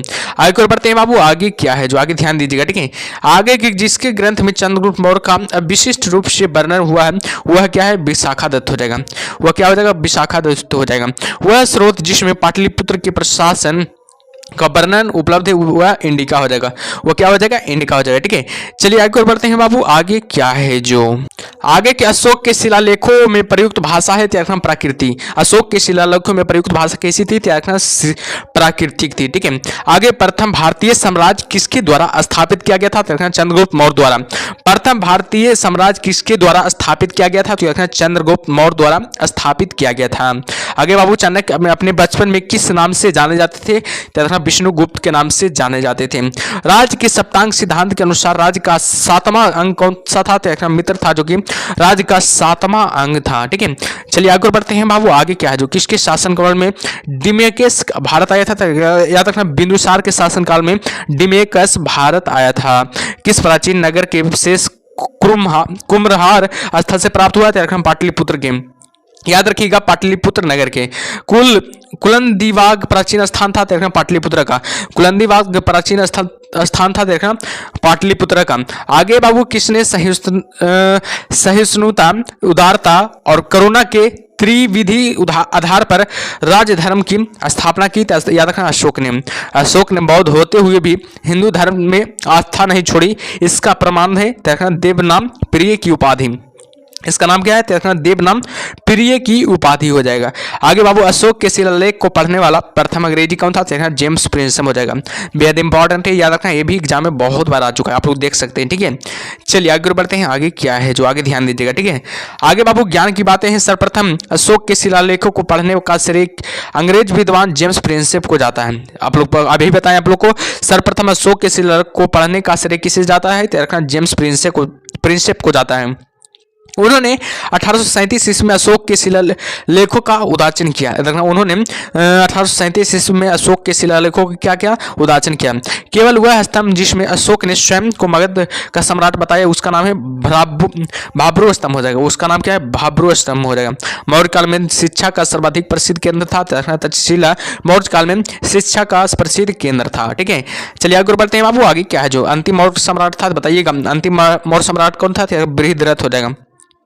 बृहद्रथ जो है जो कि अंतिम मौर्य सम्राट हो जाएगा। अगर बात किया जाए कि उत्तराखंड में अशोक का एक शिलालेख स्थित है, उसका नाम क्या है, कालसी। याद रखना उत्तराखंड में अशोक का एक शिलालेख स्थित है, उसका नाम क्या है, कालसी हो जाएगा। कालसी में हो जाएगा। सांची का स्तूप किसने बनवाया था, याद रखना अशोक ने बनवाया था। सांची का जो स्तूप बनाया था किसने बनवाया था, तो हमेशा याद रखिएगा अशोक ने बनवाया था। प्राचीन भारत का वह प्रसिद्ध शासक जिसने अपने जीवन के अंतिम दिनों में जैन धर्म को अपनाया था, उसका नाम क्या है? चंद्रगुप्त मौर्य हो जाएगा। उसका नाम क्या है? चंद्रगुप्त मौर्य हो जाएगा। ठीक है, चलिए आगे बढ़ते हैं। आगे क्या है जो आगे बाबू कलिंग युद्ध की विजय तथा क्षत्रियों का वर्णन अशोक के किस शिलालेख में है? तरह शिलालेख 8वां में, शिलालेख के 18वां बाबू, शिलालेख क्या हो जाएगा? 18वां हो जाएगा। ठीक है, याद रखिए, सॉरी 13वां हो जाएगा, शिलालेख 13वां हो जाएगा। ठीक है, प्रसिद्ध यूनानी राजदूत मेगास्थनीज भारत में किसके दरबार में आए थे? चंद्रगुप्त मौर्य के दरबार में आए थे। चंद्रगुप्त मौर्य ने सेल्यूकस को कब पराजित किया था? 305 ईस्वी में सेल्यूकस को क्या किया था? पराजित किया था। किसने? चंद्रगुप्त मौर्य ने। ठीक है, चलिए आगे बढ़ते हैं बाबू। आगे क्या है जो आगे की भारतीय लिखने की कला की नहीं जानते हैं, यह किसकी उक्ति है? मेगास्थनीज की। भारतीय लिखने की कला नहीं जानते हैं, यह किसकी उक्ति है? मेगास्थनीज की। मौर्य काल में गुप्तचरों को क्या कहा जाता था? गुह पुरुष कहा जाता था। मौर्य काल में गुप्तचरों को क्या कहा जाता था? तो गुह पुरुष कहा जाता था। अशोक का समकालीन तुर्मय कहाँ का राजा था? मिस्र का राजा था। अशोक का समकालीन तुर्मय कहाँ का राजा था? तो हमेशा मिस्र का राजा था। ठीक है, किस ग्रंथ में शूद्रों के लिए आर्य शब्द का प्रयोग हुआ था? अर्थशास्त्र में शूद्रों के लिए आर्य शब्द का प्रयोग हुआ था। आगे के कौटिल्य द्वारा रचित अर्थशास्त्र कितने अधिकरणों में विभाजित थे? 15 अधिकरणों में विभाजित थे। ठीक है, आगे बाबू की अशोक ने 261 ईसा पूर्व में कलिंग को जीतने के बाद क्या किया था? भारी रक्तपात देखकर युद्ध की नीति को सदा के लिए क्या किया था? त्याग किया था। याद रखना, बेहद इंपॉर्टेंट है। ठीक है, इसको भी याद रखिएगा। जो भी अभी तक लाइक नहीं किए बाबू, लाइक कर दीजिए। ठीक है, जो भी वीडियो क्लास को लाइक नहीं किए, लाइक कर दीजिए और शेयर भी आप लोग कर दीजिए। ठीक है, अपने दोस्तों के साथ क्या कीजिए? शेयर भी कर दीजिए। और जो भी चैनल को सब्सक्राइब नहीं किया, सब्सक्राइब कर दीजिए और फीडबैक जरूर दीजिए। आप लोग कैसा लग रहा है क्लास? आप लोग बताइए तो कैसा लग रहा है क्लास?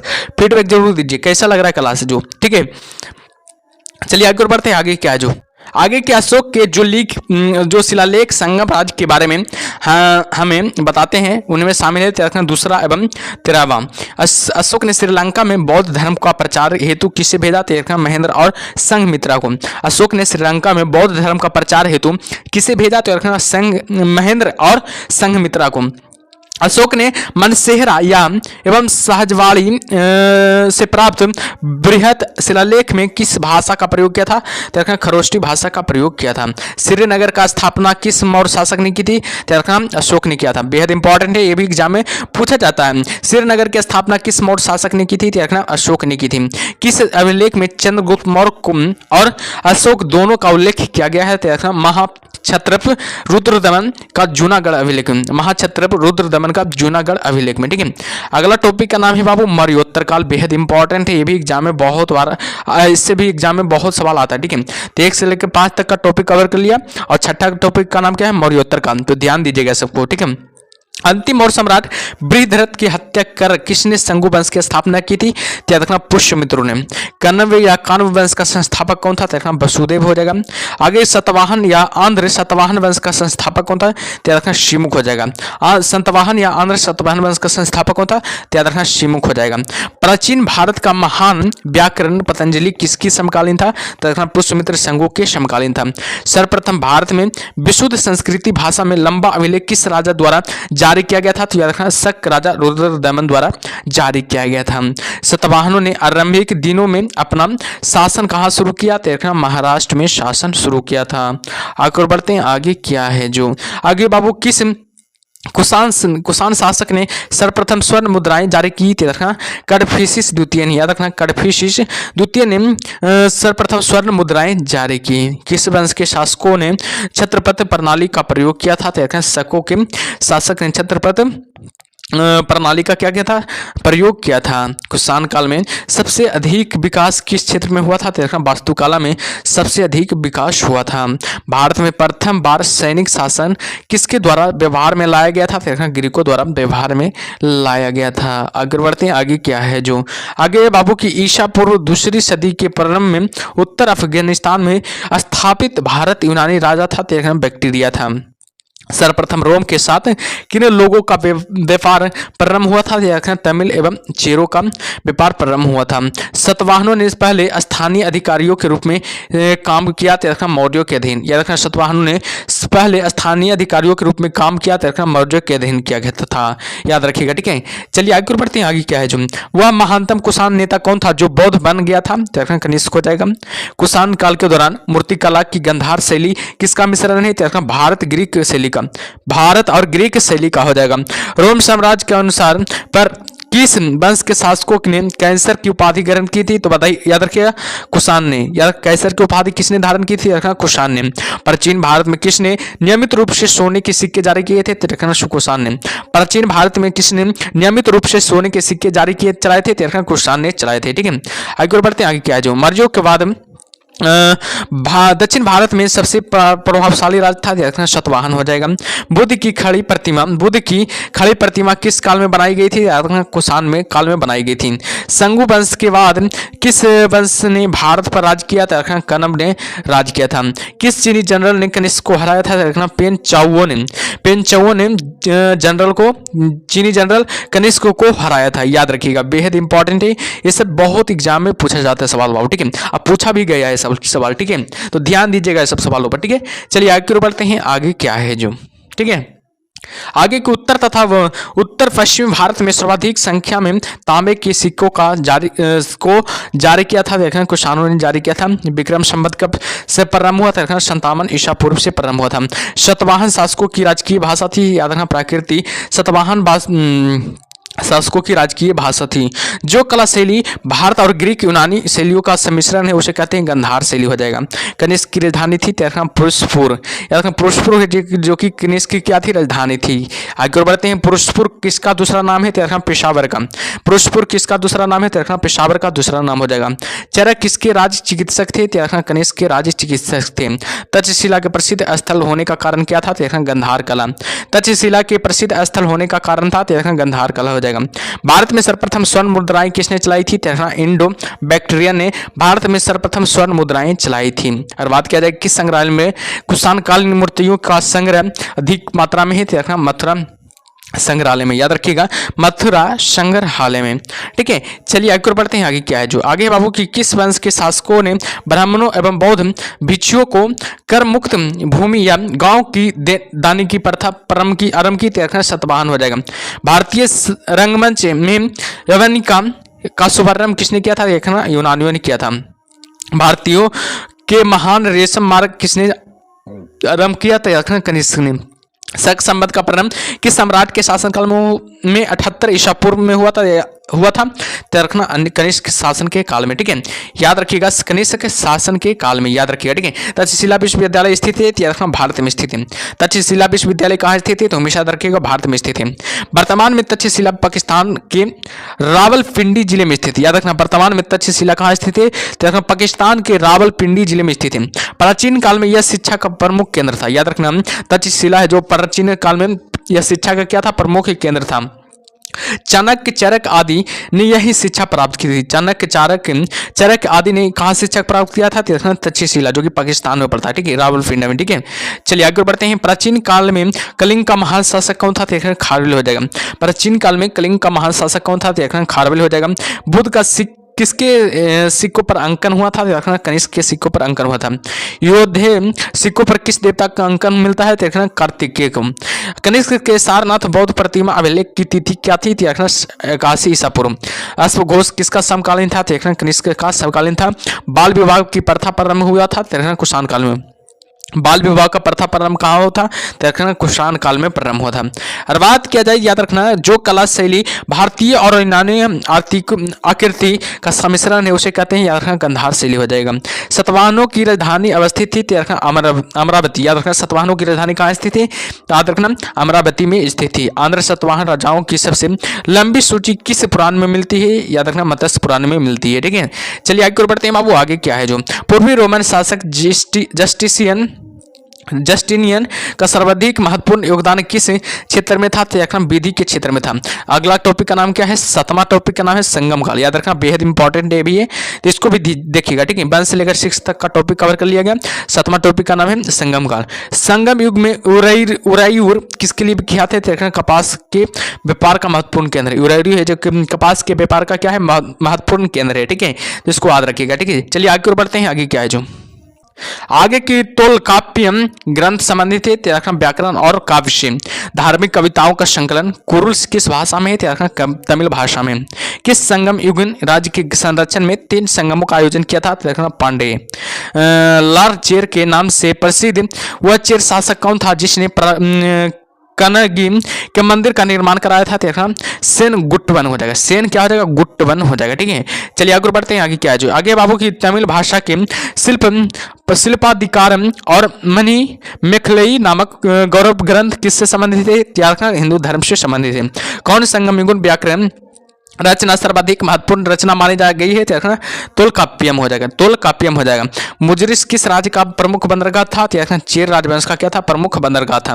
आगे बढ़ते हैं। आगे क्या है जो प्राचीनतम तमिल देवता मुरुगन किस वैदिक देवता के सदृश है? स्कंद या कार्तिक देवता के क्या है? सदृश है। संगमकालीन साहित्य में कौन को मनन किसके लिए प्रयुक्त होते हैं? राजा के लिए क्या होते थे? प्रयुक्त होते थे।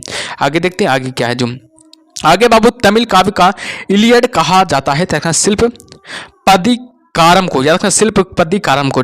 तमिल काव्य का इलियड किसे कहा जाता है? तो शिल्प पदिकारम को। बेहद इंपॉर्टेंट है, ये भी एग्जाम में पूछा गया है, ठीक है। चेर वंश का शासन किस क्षेत्र पर था? केरल पर था। चेर वंश का शासन किस क्षेत्र पर था? केरल पर था। चेर वंश का प्रसिद्ध शासक कौन था? सेनु गुट्टवन। याद रखना सेनु गुट्टवन है जी, क्योंकि चेर वंश का प्रसिद्ध शासक था। चोल वंश का प्रसिद्ध शासक करिकाल। ये भी इंपॉर्टेंट, याद रखना, ये भी इंपॉर्टेंट है, ठीक है। चोल काल में सूती वस्त्र उद्योग का प्रमुख केंद्र था उरायूर। याद रखना चोल काल में सूती वस्त्र उद्योग का प्रमुख केंद्र कहाँ था? देखना उरायूर हो जाएगा। आगे की तोलकाप्पियम की रचना किसने की थी? देखना तोलकाप्पियम काप्पियर ने। तोलकाप्पियम की रचना किसने की थी? देखना तोलकाप्पियर ने, ठीक है। आगे बढ़ते हैं। चोल काल में सर्वोच्च न्यायालय को क्या कहा जाता था? तो मंडरम कहा जाता था। चोल काल में सर्वोच्च न्यायालय को क्या कहा जाता था? तो मंडरम कहा जाता था। पांड्यों की राजधानी क्या थी? देखना मदुरई थी। पांड्यों की राजधानी कहाँ थी? देखना मदुरई थी, ठीक है। तमिल का गौरव ग्रंथ जीवक चिंतामणि किससे संबंधित थे? देखना जैन धर्म से संबंधित है। संगम किससे संबंधित थे? देखना विद्वानों से संबंधित है। आगे देखते हैं। आगे क्या है? स्ट्राबो के अनुसार संगम युग के किस वंश के शासक ने रोमन सम्राट अगस्टन के दरबार में 20 ईस्वी के ईसा पूर्व के लगभग अपना एक दूत भेजा था? पांडे नरेश ने, ठीक है। तमिल काव्य का ओडिसी किसे कहा जाता है? तो मणि मेखलई को। याद रखिएगा। पुहर काबरीपट्टनम की स्थापना किसने की थी? तो करिकाल ने। पुहर या काबरीपट्टनम की स्थापना किसने की थी? तो करिकाल ने की थी। प्राचीनतम तमिल देवता मुरुगन किस वैदिक देवता के सदृश हैं? तो स्कंद या कार्तिक के, ठीक है। चलिए आगे बढ़ते हैं बाबू। आगे क्या है जो आगे है? संगमों का आयोजन। याद रखना संगमों का आयोजन, इससे भी सवाल बनता है, ठीक है। इधर संगम का नाम है, स्थान दिया है, अध्यक्षता दिया है। प्रथम संगम हुआ था, याद रखना मदुरई में हुआ था। किसके अध्यक्षता में? अगस्त्यार के अध्यक्षता में, यानी कि अगस्त ऋषि के अध्यक्षता में। द्वितीय संगम कब हुआ था? कपाटुपुरम जो कि या अलय जो कि अगस्त्यार के अध्यक्षता में हुआ था, यानी कि अगस्त ऋषि के अध्यक्षता में हुआ था। तृतीय संगम है जो कि मदुरई में स्थित है, मदुरई में हुआ था, नकरी के अध्यक्षता में। याद रखना नकीरर के अध्यक्षता में हुआ था, ठीक है। अगला टॉपिक का नाम है गुप्तकाल। बाबू देखिएगा गुप्तकाल अगला टॉपिक का नाम है, यानी कि 1 से लेकर 7 तक का टॉपिक कवर कर लिएगा। अगला टॉपिक का नाम है गुप्तकाल। गुप्त वंश का संस्थापक कौन था? गुप्त है जो कि गुप्त वंश का संस्थापक था। गुप्त किसके सामंत थे? कुषाणों के सामंत थे, ठीक है। चलिए आगे बढ़ते हैं। आगे क्या है जो गुप्त शासन के दौरान ऐसा व्यक्ति कौन था जो एक महान खगोल विज्ञानी और गणितज्ञ था? आर्यभट्ट हो जाएगा। गुप्त शासकों की सरकारी या दरबारी भाषा थी? संस्कृत थी। गुप्त वंश का वह राजा कौन था जिसने हुनों को भारत पर आक्रमण करने से रोका? तो स्कंदगुप्त हो जाएगा, ठीक है। गुप्त राजवंश किसके लिए प्रसिद्ध था? तो रखना कला एवं स्थापत्य के लिए प्रसिद्ध था। अजंता कलाकृतियां किससे संबंधित थे? तो गुप्त काल से संबंधित थे। कवि कालिदास किसके राज कवि थे? तो चंद्रगुप्त द्वितीय विक्रमादित्य की राज कवि थे, ठीक है। अजंता चित्रकारी की विषय वस्तु किससे संबंधित थे? रखना बौद्ध धर्म से संबंधित थे। उत्तर गुप्त युग में जो विश्वविद्यालय प्रसिद्ध हुआ वह था नालंदा हो जाएगा। एरन अभिलेख का संबंध किससे शासक से? पांडुगुप्त से एरन अभिलेख का संबंध आगे बढ़ते हैं आगे क्या जो फाहियान किसके शासनकाल में भारत आया था, देखना चंद्रगुप्त द्वितीय के शासनकाल में फाहियान भारत आया था। भारतीय संस्कृति का स्वर्ण युग था, देखना गुप्त काल से जो भारतीय संस्कृति का स्वर्ण युग था। फाहियान कहाँ का निवासी था, देखना चीन का निवासी था। ठीक है, सेतुबंध का रचनाकार परवरसेन द्वितीय किस वंश का शासक था, तो बाकाटक का शासन था।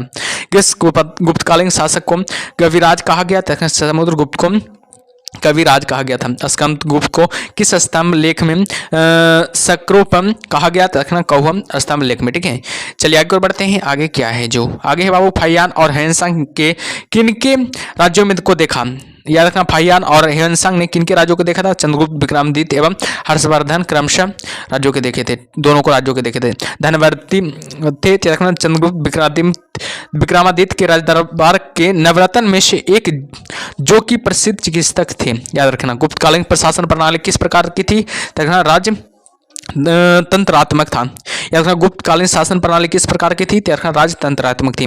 गुप्त स्थापत्य कला का सर्वोत्कृष्ट मंदिर कौन था, रखना देवगढ़ का दशावतार मंदिर, देवगढ़ का दशावतार मंदिर हो जाएगा। ठीक है, आगे देखते हैं आगे क्या है। अजंता की गुफाओं में किन गुफाओं का निर्माण गुप्त काल में हुआ था, रखना 16 और 17 एवं 19 निर्माणों का गुफाओं का निर्माण हुआ जो कि गुप्त काल में हुआ था। अमरकोश के लेखक अमर सिंह किस शासक के दरबार में से जुड़े हैं, तो चंद्रगुप्त द्वितीय के दरबार से जुड़े हैं। गुप्त संवत के प्रारंभ करने का श्रेय किसे दिया जाता है, तो चंद्रगुप्त को दिया जाता है।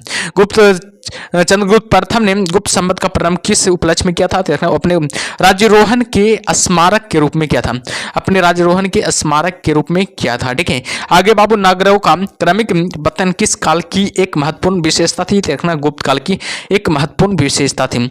किस वंश के शासकों को ने मंदिरों एवं ब्राह्मणों को सबसे अधिक ग्राम अनुदान में दिए थे, देखना गुप्त वंश के, याद रखना गुप्त वंश के शासक। ठीक है, आगे बाबू दिल्ली के महरौलों कि कुवत उल इस्लाम मस्जिद के प्रांगण में स्थित प्रसिद्ध लौह स्तंभ किसकी स्मृति है, तो चंद्रगुप्त की स्मृति है। ठीक है, आगे बढ़ते हैं आगे क्या है जो आगे बाबू की कालिदास द्वारा रचित मालविकाग्निमित्र नाटक का नायक कौन है, तो अग्निमित्र हो जाएगा। समुद्रगुप्त की सैनिक उपलब्धियों का वर्णन उसके किस अभिलेख में उपलब्ध है, तो प्रयाग के उपलेख में। किस काल में स्त्रियों की पुरुषों से बराबरी की थी, तो गुप्त काल में स्त्रियों को पुरुषों से बराबरी की थी। ठीक है, चलिए आगे बढ़ते हैं बाबू, आगे क्या है जो आगे देखते हैं। ठीक, आगे भारत का नेपोलियन किसे कहा जाता है, समुद्रगुप्त को भारत का नेपोलियन कहा जाता है। बेहद इंपॉर्टेंट है, ये भी एग्जाम में बहुत बार आ चुका है, याद रखिएगा, ये भी एग्जाम में बहुत बार आ चुका है। ठीक है, इतिहासकार विसेंट स्मिथ ने अपनी पुस्तक क्लियर हिस्ट्री ऑफ इंडिया में समुद्रगुप्त को की वीरता एवं विजयों पर मुग्ध होकर उसे भारतीय नेपोलियन की संज्ञा दी, याद रखना। ठीक है, चलिए आगे बढ़ते हैं आगे के। तक्षशिला विश्वविद्यालय स्थित है, भारत में स्थित है, लेकिन वर्तमान में कहाँ स्थित है, तो पाकिस्तान में स्थित है। ठीक है, वर्तमान में तक्षशिला पाकिस्तान में स्थित है। प्राचीन काल में यह शिक्षा केंद्र का प्रमुख केंद्र था। चाणक्य आदि ने यही शिक्षा प्राप्त की थी। चाणक्य ने कहा शिक्षा प्राप्त की थी, यही शिक्षा प्राप्त की थी, यानी कि तक्षशिला में शिक्षा प्राप्त की थी। किस राजा का एक अन्य नाम देवगुप्त था, चंद्रगुप्त द्वितीय का।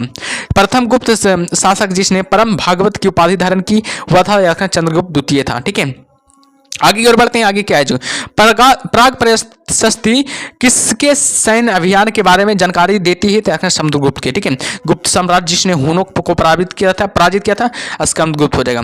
एक शक विजेता किसे जाना जाता है, चंद्रगुप्त को शक विजेता जाना जाता है। रजत सिक्के जारी करने वाला प्रथम गुप्त शासक था, तो चंद्रगुप्त द्वितीय था। नगरों का क्रमिक पतन किस काल की एक महत्वपूर्ण विशेषता थी, तो याद रखना गुप्त काल की एक महत्वपूर्ण विशेषता थी। ठीक है, चलिए आगे बढ़ते हैं बाबू, आगे क्या है जी। आगे बाबू की किस गुप्त शासक ने सर्वप्रथम सिक्के जारी किए थे, चंद्रगुप्त प्रथम ने सर्वप्रथम सिक्के जारी किए थे। कौन सा राजवंश हुनों के आक्रमण से अत्यंत विचलित हुआ, तो रखना गुप्त राजवंश हो जाएगा। अजंता गुफाओं की सरीखी जैसी गुफाएं मध्य प्रदेश में कहाँ स्थित है, देखना बाघ यानी कि धार में स्थित है। गुप्त वंश ने किस अवधि में शासन किया था, देखना 319 से 500 ईस्वी में शासन किया था। बाल विवाह की प्रथा आरंभ हुई थी गुप्त काल में, बाल विवाह की प्रथा को आरंभ हुई थी। ठीक है, बेहद इंपॉर्टेंट हो भी है। ठीक है, यूरोपीय भाषा में अनुदित या अनुवादित प्रथम भारतीय ग्रंथ कौन सा था, देखना कुमार संभव था। सती प्रथा का पहला उल्लेख कहाँ से मिला था, देखना एरल अभिलेख में मिलता है। सती प्रथा का प्रथम उल्लेख कहाँ मिलता है? तो हमेशा याद रखिएगा एरन अभिलेख में सती प्रथा का प्रथम उल्लेख मिलता है। बेहद इंपॉर्टेंट है, याद रखना, एग्जाम में ये भी बहुत बार आ चुका है, ठीक है, एग्जाम में ये भी बेहद बहुत बार आ चुका है, ठीक है। महिर कुलु का संबंध था, देखना हूनों से था। महिर कुलु का संबंध किससे था? देखना हूनों से था, ठीक है। गुप्त राजा जिसने विक्रमादित्य की पदवी ग्रहण की थी, उसका नाम क्या है? याद रखना है, उसका नाम क्या है? याद रखना है, चंद्रगुप्त द्वितीय हो जाएगा, चंद्रगुप्त द्वितीय हो जाएगा, ठीक है। आगे गुप्त काल में उत्तर भारतीय व्यापार किस पतन से संचालित होता है? तो ताम्र लिपित संचालन से क्या होता है, यानी कि पतन होता है, ठीक है। गुप्त शासकों द्वारा जारी किए गए चांदी के सिक्के कहलाते हैं, याद रखना, रूपक कहलाते हैं। गुप्त शासकों द्वारा जारी किए गए चांदी के सिक्के क्या कहलाते हैं? रूपक कहलाते हैं। किस गुप्त शासक को नालंदा विश्वविद्यालय के संस्थापक माना जाता है? तो रखना कुमारगुप्त को, कुमारगुप्त प्रथम को, याद रखना कुमारगुप्त प्रथम को, ठीक है। पुंडवर्धन भुक्ति अवस्थित थी, देखना उत्तर बंगाल में स्थित है। वह प्रथम भारतीय विद्वान कौन था जिसने गणित को एक पृथक विषय के रूप में स्थापित किया था? याद रखना आर्यभट्ट हो जाएगा। तांबा का सिक्का जारी करने का वाला पहला गुप्त शासक कौन था? देखना रामगुप्त हो जाएगा, ठीक है। तो चलिए आगे बढ़ते हैं बाबू, आगे क्या है जो आगे कालिदास की किस कृति की गिनती विश्व की 100 प्रसिद्ध साहित्यिक कृतियों में से होती है? देखना अभिज्ञान शकुंतलम की। वर्तमान गणित में दशमलव प्रणाली के आविष्कार का श्रेय किसे दिया जाता है? गुप्त युग को, ठीक है। गुप्त काल में के सर्वाधिक लोकप्रिय देवता कौन था? देखना विष्णु था, जो कि गुप्त काल का सबसे अधिक लोकप्रिय देवता था, ठीक है। आगे बाबू मेहरौली स्थित लौह स्तंभ का निर्माण किस सदी में हुआ था? देखना चतुर्थ सदी में हुआ था। कुमार संभव महाकाव्य किस कवि ने लिखा? देखना कालिदास ने लिखा था। नालंदा विश्वविद्यालय की स्थापना का युग है, देखना गुप्त युग है। नालंदा विश्वविद्यालय की स्थापना का युग है, गुप्त युग हो जाएगा। गुप्त युग में भू राजस्व की दर थी, देखना उपज का 6ठा भाग। गुप्त युग में भू राजस्व की दर क्या थी? देखना उपज का 6ठा भाग हो जाएगा, ठीक है। चलिए आगे देखते हैं बाबू, नौवां टॉपिक आ गया, ठीक है। नौवां टॉपिक का नाम क्या है? गुप्तोत्तर काल या पुष्यमित्र वंश या वर्धन वंश। गुप्तोत्तर काल या पुष्यमित्र वंश या वर्धन वंश हो जाएगा, ठीक है। पुष्यमित्र वंश का स्थापना किसने की थी? देखना पुष्यमित्र वर्धन ने की थी। पुष्यभूति वंश का सबसे प्रतापी राजा कौन था? बताइएगा। पुष्यभूति वंश का सबसे प्रतापी राजा कौन था? देखना हर्षवर्धन पुष्यभूति वंश का सबसे प्रतापी राजा था, ठीक है। आगे बढ़ते हैं कि हर्षवर्धन के समय में कौन सा चीनी यात्री भारत आया था? तो हमेशा याद रखिएगा ह्वेन-त्सांग आया था। हर्षवर्धन के समय में कौन सा चीनी तीर्थयात्री भारत आया था? तो देखना ह्वेन-त्सांग आया था। चालुक्य राजा पुलकेशिनी द्वितीय को किसने पराजित किया? देखना नरसिंह वर्मन ने किया, प्रथम ने किया था। किस व्यक्ति को द्वितीय अशोक कहा जाता है? देखना हर्षवर्धन को द्वितीय अशोक कहा जाता है। बाणभट्ट किस सम्राट के राजदरबारी कवि थे? देखना हर्षवर्धन के राजदरबारी कवि थे। ह्वेन-त्सांग भारत में लगभग कितने साल रहा? तो देखना 14 साल रहा था। ह्वेन-त्सांग भारत में कितने साल लगभग कितने साल रहा? तो देखना 14 साल रहा था, ठीक है। चलिए आगे बढ़ते हैं बाबू, आगे क्या है जो कुंभ मेला को प्रारंभ करने का श्रेय किसे दिया जाता है? बताइएगा। कुंभ मेला को प्रारंभ करने का श्रेय किसे दिया जाता है? तो हमेशा याद रखिएगा किसे दिया जाता है? तो हर्षवर्धन को। कुंभ मेला को प्रारंभ करने का श्रेय किसे दिया जाता है? तो हमेशा याद रखिएगा हर्षवर्धन को। नर्मदा नदी पर सम्राट हर्ष की दक्षिणावर्ती अग्रगमन को रोका? देखना पुलकेशिनी द्वितीय ने। चालुक्य शासक पुलकेशिनी द्वितीय ने किस नदी के किनारे हर्षवर्धन को परास्त किया था? देखना नर्मदा नदी के किनारे हर्षवर्धन को क्या किया था? परास्त किया था, ठीक है। आगे बढ़ते हैं, हर्ष काल में उत्तर भारत का सबसे महत्वपूर्ण शहर कौन सा था? देखना कन्नौज था, ठीक है। हर्ष का आत्मकथा किसने लिखी थी? बाणभट्ट ने हर्ष की आत्मकथा लिखी थी। हर्षवर्धन अपनी धार्मिक सभा कहाँ प्रस्तुत करता है? देखना प्रयाग में करता है। हर्षवर्धन ने अपनी धार्मिक सभा कहाँ क्या करता है था? देखना प्रयाग में क्या करता था।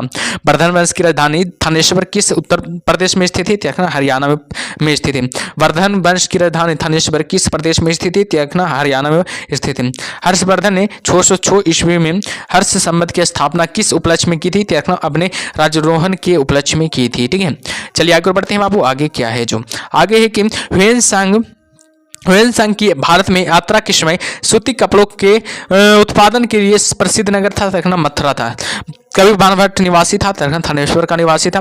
नागानंद का रचनाकार कौन था? देखना हर्षवर्धन था। सम्राट हर्षवर्धन ने 2 महान धार्मिक सम्मेलनों का आयोजन किया था, उसका नाम था कनौज और प्रयाग हो जाएगा। कनौज और प्रयाग हो जाएगा, ठीक है। आगे देखते हैं कि नागानंद रत्नावली एवं प्रियदर्शिका नाटकों के नाटककार कौन थे? हर्षवर्धन हो जाएगा। गुर्जरों को किस शासक ने पराजित किया? हर्षवर्धन ने पराजित किया था, ठीक है। चलिए आगे बढ़ते हैं, आगे क्या है जो आगे की आज भी भारत में ह्वेनसांग को याद करने का मुख्य कारण है सी युकी की रचना करना। सी युकी की रचना करना, ठीक है। ह्वेनसांग ने किसे शालिदित कहा था? तो हर्षवर्धन को शालिदित कहा था। गुप्त वंश के ह्रास के पश्चात उत्तर भारत में बड़े भाग का पुनर्गठन किसने किया था? याद रखना, हर्षवर्धन ने किया था। बंगाल का कौन सा शासक हर्ष का समकालीन था? तो रखना शशांक बाबू, याद रखना शशांक हो जाएगा, ठीक है। चलिए आगे बढ़ते हैं। आगे क्या है? वो अंतिम बौद्ध राजा कौन था जो संस्कृत का महान विद्वान और लेखक था? तो रखना हर्षवर्धन हो जाएगा। हर्षचरित किसके द्वारा लिखी गई थी? तो रखना बाणभट्ट के द्वारा लिखी गई थी। एक चालुक्य अभिलेख तिथि अंकन में शक संबंध का वर्ष 556 दिया हुआ है। इसका तुल्य वर्ष है 634 ईस्वी हो जाएगा, ठीक है। 634 ईस्वी हो जाएगा, याद रखिएगा, बेहद इंपॉर्टेंट है। शक संबंध का प्रचलन कुषाण वंशीय शासक कनिष्क ने 78 ईसा पूर्व में किया था। यदि शक संबंध 556 अंकित है तो यह ईस्वी सन 556 प्लस 78 की 634 ईस्वी होगा, ठीक है। 634 ईस्वी हो जाएगा। हर्ष के समय की सूचनाएं किसकी पुस्तक में ली गई थी? देखना कलहन की पुस्तक में नहीं थी। सम्राट हर्ष ने अपनी राजधानी थानेश्वर से कहा किया था? स्थानांतरित किया था? देखना कन्नौज स्थानांतरित किया था। आगे बढ़ते हैं। उत्तर प्रदेश में स्थित हुआ स्थान जहां हर्षवर्धन ने बौद्ध महासम्मेलन का आयोजन किया था उसका नाम क्या है? प्रयाग हो जाएगा। नर्मदा नदी पर सम्राट हर्ष के दक्षिणावर्ती अग्रगमन को रोका था? पुलकेशिनी द्वितीय ने। कौशेय शब्द का प्रयोग किया था? रेशम के लिए। चीनी लेखक भारत का उल्लेख किस नाम से करते थे? इनतू के नाम से करते थे। नालंदा विश्वविद्यालय के विनाश का कारण है मुसलमान। नालंदा विश्वविद्यालय के विनाश का कारण क्या है? देखना मुसलमान हो जाएगा, ठीक है। गुप्तोत्तर युग में प्रमुख व्यापारिक केंद्र था? देखना कन्नौज है, जो कि गुप्तोत्तर युग में प्रमुख व्यापारिक केंद्र था, याद रखिएगा। आदि शंकर जो बाद में शंकराचार्य बने उनका नाम क्या है? हुआ देखना केरल हो जाएगा। केरल में जन्म कहाँ हुआ था? देखना केरल में हुआ था। आदि शंकर द्वारा स्थापित 4 मठ कहाँ है? देखना जोशी मठ हो जाएगा, द्वारका हो जाएगा, पुरी हो जाएगा, श्रृंगेरी हो जाएगा, ठीक है। अगला है प्राचीन भारत का विविध, यानी कि कुछ बचा हुआ टॉपिक है, ठीक है। इसको ध्यान दीजिएगा। प्राचीन भारत का विविध 10वां। किस विदेशी यात्री ने भारत का दौरा सबसे पहले किया था? याद रखना मेगास्थनीज ने। शून्य की खोज किसने की थी? आर्यभट्ट ने की थी।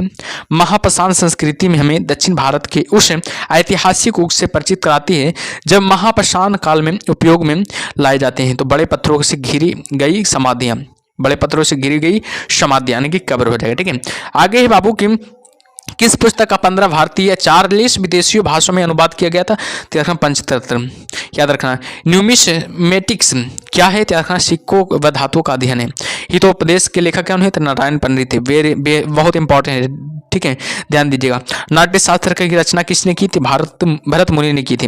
इतिहास के पिता की पद्मिन सही अर्थों में किससे संबंधित थे? याद रखना हेरोडोटस से। प्राचीन नगर तक्षशिला किसके बीच स्थित है? देखना सिंधु एवं झेलम के बीच स्थित है, ठीक है।